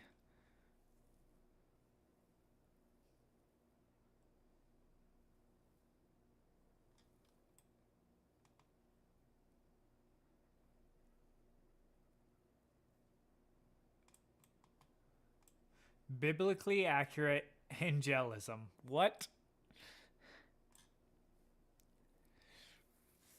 Some of these are going to be like, I don't even know if I'm going to be able to find them that easily.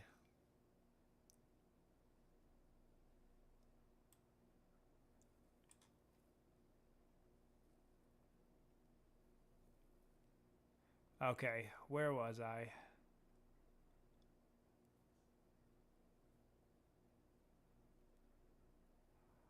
Hypernocracy.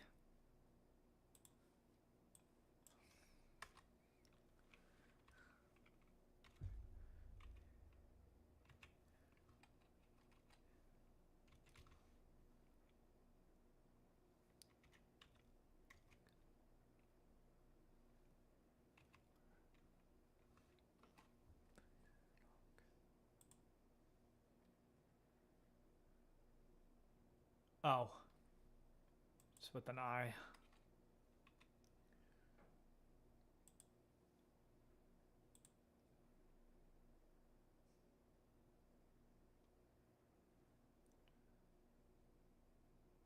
Oh, Hyber.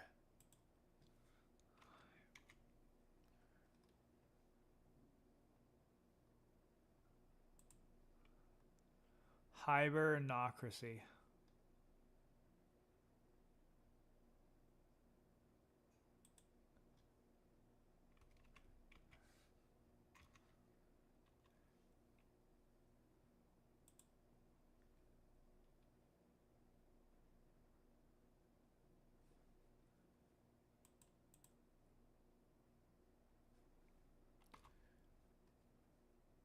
Hibernocracy. Alright, there's still fucking Hibernocracy, Himbaran conspiracy, or Patty occupied government.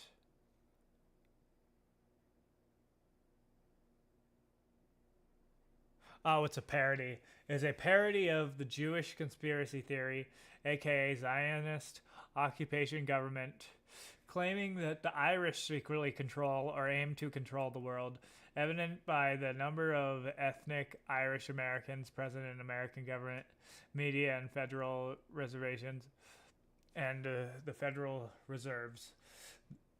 The term is derived from Hibernian, the Latin name for Ireland.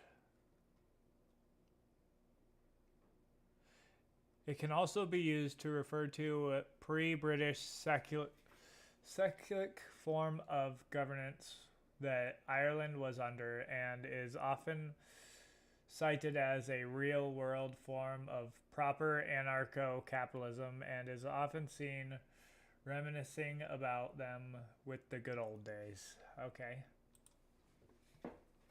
So it's just like a joke that the Irish control the world. Okay. I've actually heard about that. I didn't know that that was what it's called, though. Meta-anarchism.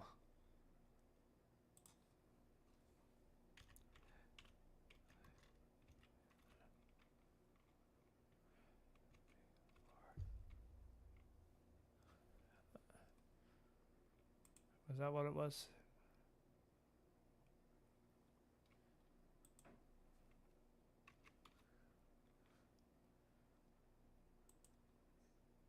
No, not mid-anarcho.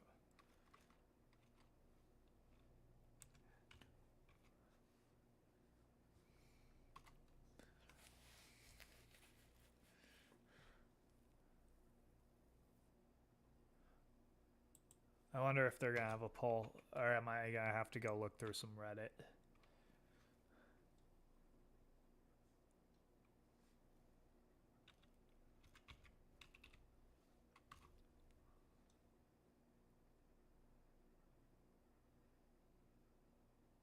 Okay, so it's also called meta-anarchism. Okay. No. Meta-anarchism. Okay. So there's no... Fuck.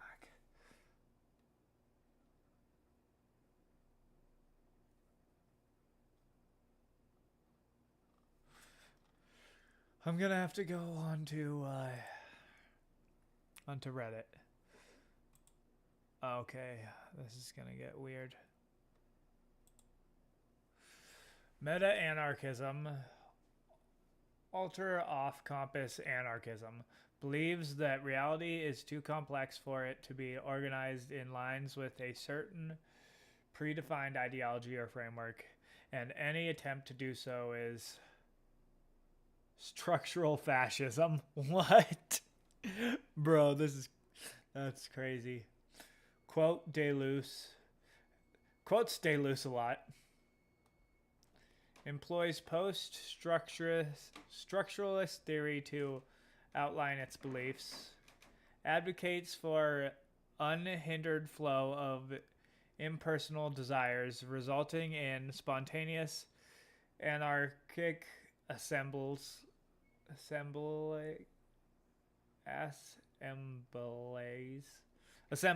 what the fuck, anarchic assemblies, supports all utopias, thinks every part of reality should be able to determine its inner dynamic and voluntary relationship with other parts of reality.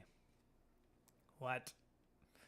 Thinks conceptually imposing a hierarchy where there is none of structurally... Conceptually imposing a hierarchy where there is none is structurally fascist, so consider soulism as not anarchist enough, because soulism sees hierarchy everywhere. Oh my goodness, so this is some wild shit. Doesn't believe that reality has any intrinsic structure to it, but somehow an opposite of a nihilist.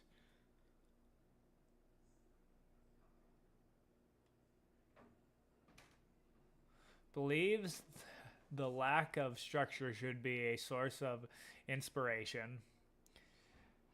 Very prolific and joyful.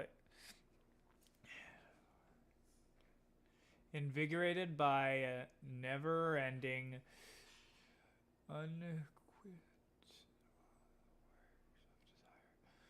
constantly surrounded by chaotic, surreal patterns, the ultimate form of anarcho-anarchism. Okay, that shit was fucking wild.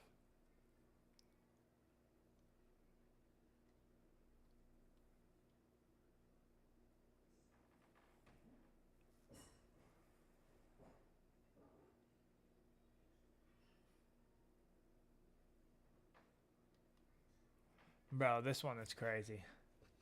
This one it's just like, there's no structure to life at all, so we shouldn't try to say anything is real or anything, any structures. Nothing. There is nothing. We just do. It's like, what? This shit's crazy.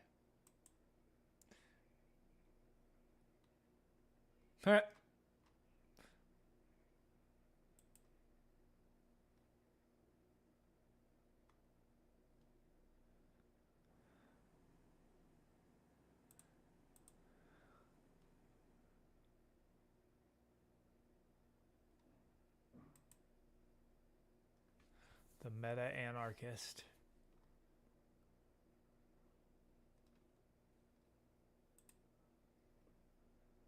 I don't feel like...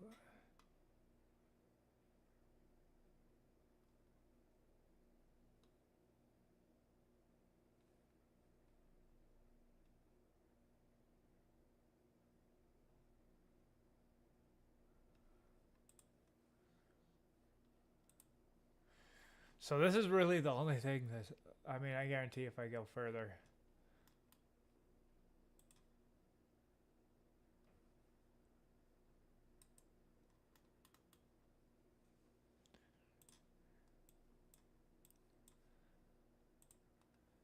Meta anarchy.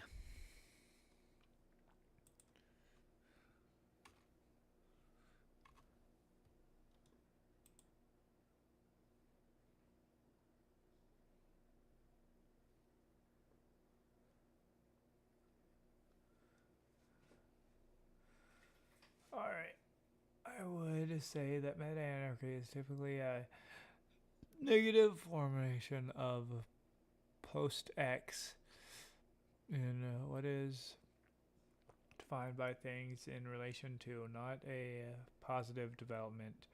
I say this or meta that needs to move to a position form. Terms of postmodern, for example, fuck, bro.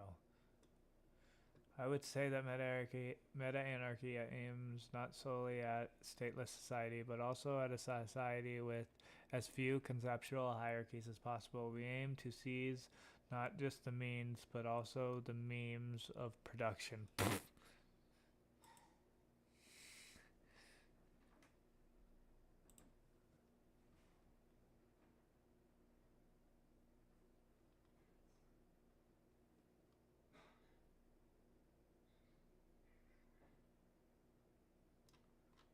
Not really much. I wonder how far we can get into this.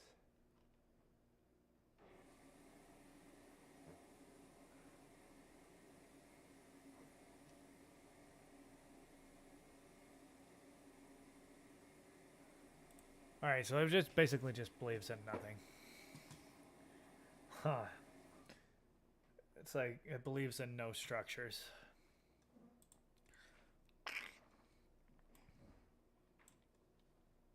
I didn't type that in. Alright, where was I? Meta anarchy, hive mind. Hive mind, I believe, is just like the thought that we should make a like everyone gets a chip in their brain and then we connect it to an AI and then everyone thinks the same.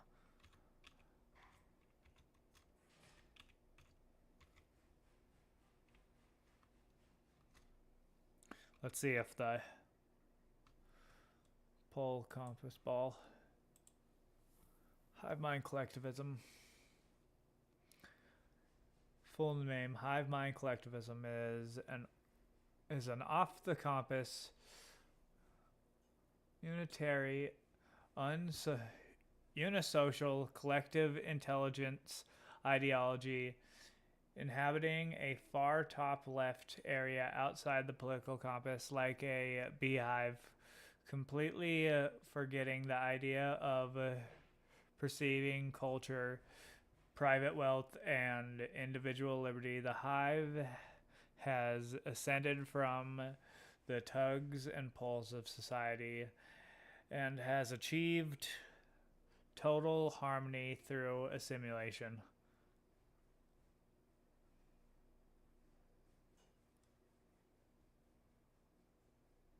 Hive mind, collectivism, progressive government, self-identify as hive mind, collective gangs ourselves directly.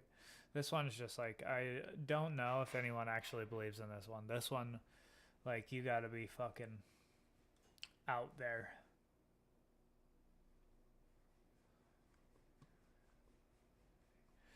Actually, a lot of these, now that we're this far in, you gotta be fucking crazy to believe in a lot of these. Identity where individual variants harmonize but can become distant some cost to myself at the planetary scale. It also could be realized of yeah. This one's fucking crazy. Alright. Black hundredism. Hundredism? I wonder if this is going to be like...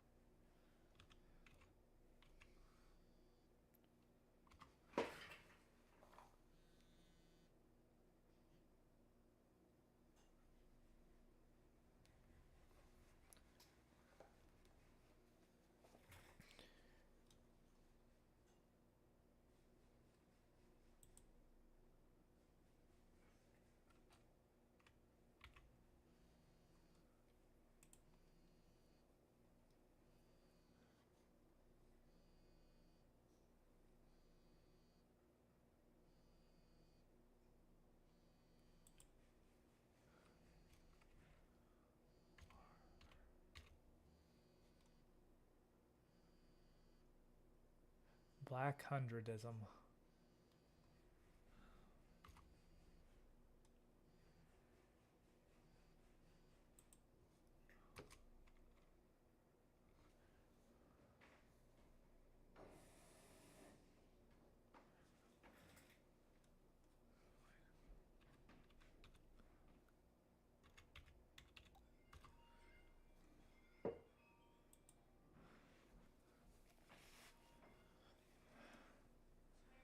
Also known as Black Hundred, is a culturally extreme right and economically traditionalist ideology based on the Black Hundreds movement in the early 20th century Russia. It was based on strong support of the House of Romanov and violent opposition and violently opposed any form of retreat from the autocratic rule of the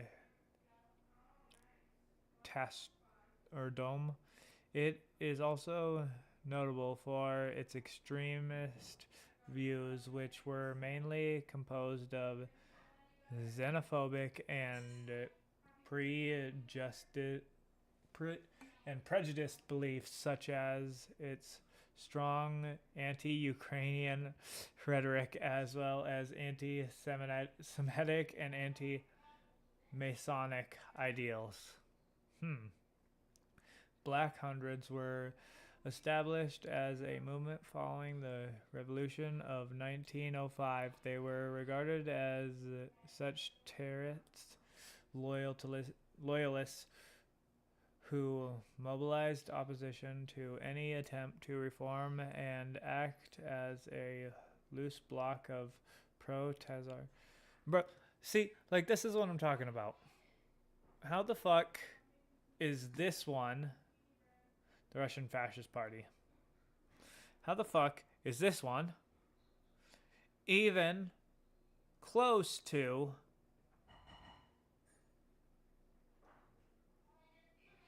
that one?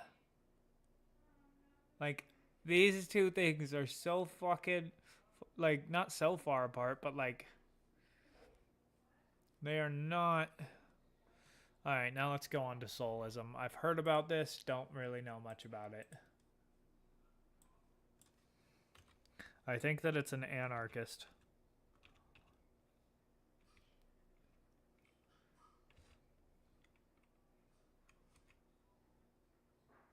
How the fuck do you spell it? S? Oh, I put an I instead of a U.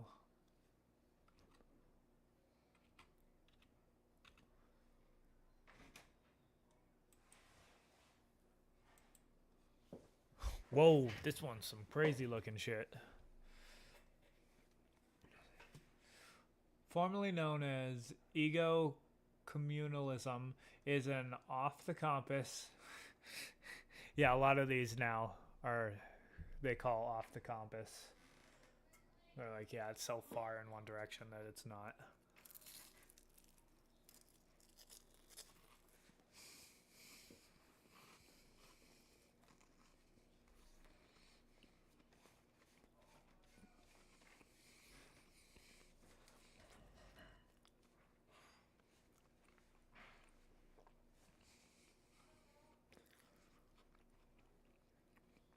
Is an off-the-compass libertarian left ideology that believes that an individual should be able to do anything they desire, resulting in everyone sharing all their property, both private and personal, with everybody else because it is in everybody's best interest to share. I don't know if that's what would happen. They want to get rid of the government and then they believe that everyone's just going to be out here sharing, being all... Furthermore, soulism believes that not only should the hierarchy of state, capitalism, or traditions be abolished, but also hierarchy such as gravity or inertia? What? Hierarchy such as gravity? What the fuck is it talking about, bro? It believes that gravity is a hierarchy? or inertia. Also, the fact that human beings can't live without eating or sleeping or for any purpose other than pleasure is oppressive. What? They believe that we shouldn't have to eat, and that since we have to eat, it's oppressive? Bro, who the fuck is forcing you to eat? If you don't eat, you die.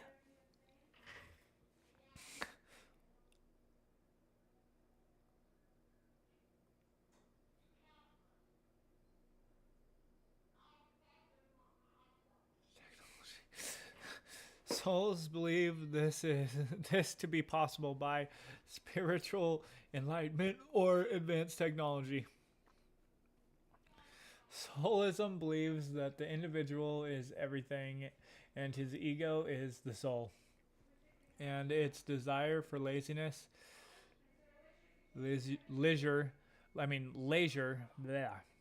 drugs, and so on have to be fulfilled in order for a truly sane society to be achieved. And this can only happen through anarchy. Soulists want to reject the physical body and its limits by leaving it and becoming an energetic soul by going into cyberspace where an individual can do anything they want and live in peace. They often use psychedelic plant fungus like ayahuasca or psilocybin, so mushrooms. Yeah, I don't think that you can think this without fucking being high as fuck on psychedelics. You don't think people should have to eat because that's oppressive? Bro, you have to be so high to think of that.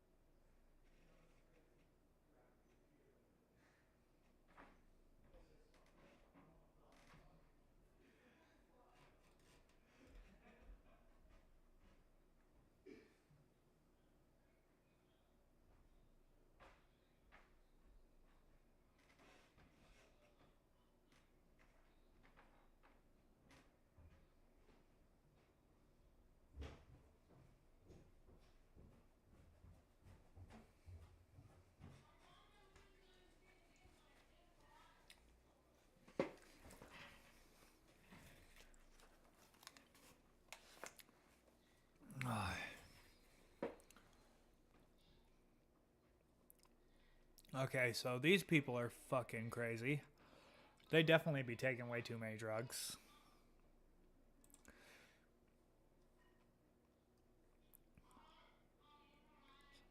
Anarcho-frontierism.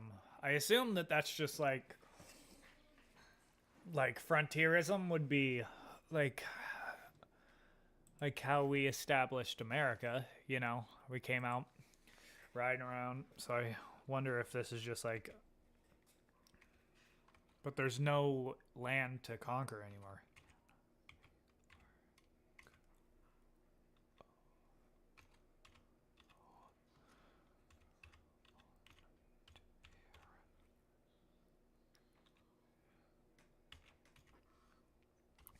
Anarcho-frontierism.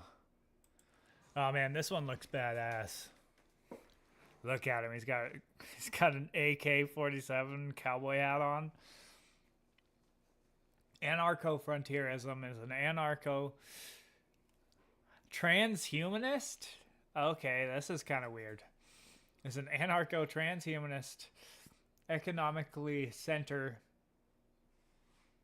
culturally centrist ideology inhabiting the bottom of the political compass. He believes that true anarchist society can only exist in a frontier of its civilization, and so advocates for transhumanism to expand the frontier into space. Oh, so I get what he's saying. He said, so yeah, we go into space because you can't frontier anywhere else. That's why it's transhumanism. Okay. Bro, this shit's crazy.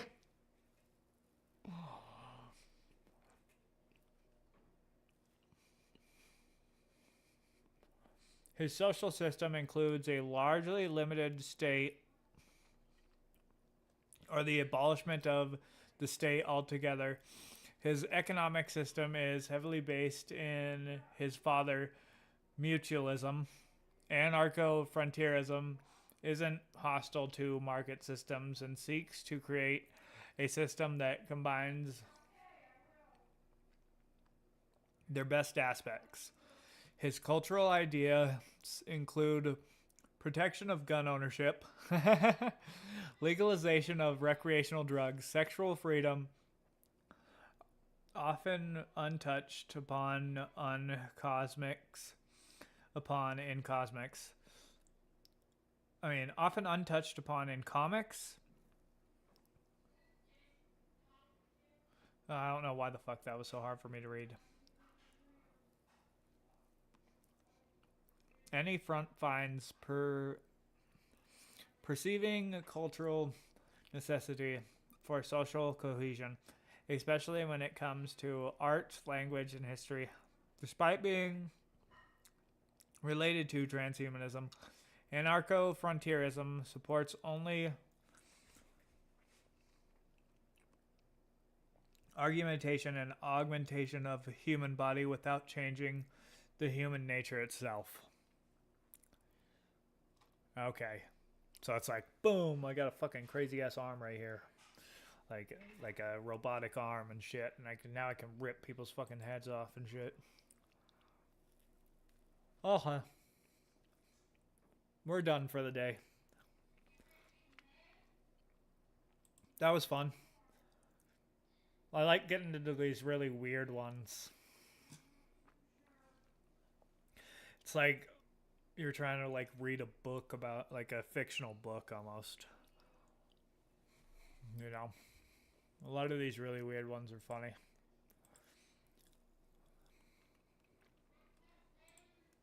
Alright, I won't be streaming tomorrow, but because it's Sunday and I don't stream on Sundays, but I will stream on Monday. I'll be doing the same thing. I'll be doing the same thing until I finish this. Hopefully, I'll be done before Tuesday, because Tuesday is when the house is gonna get off a recess. So I assume that they're going to be they're going to be trying to figure out who's going to be the speaker of the house. But anyways, I'll see you guys later. Deuces.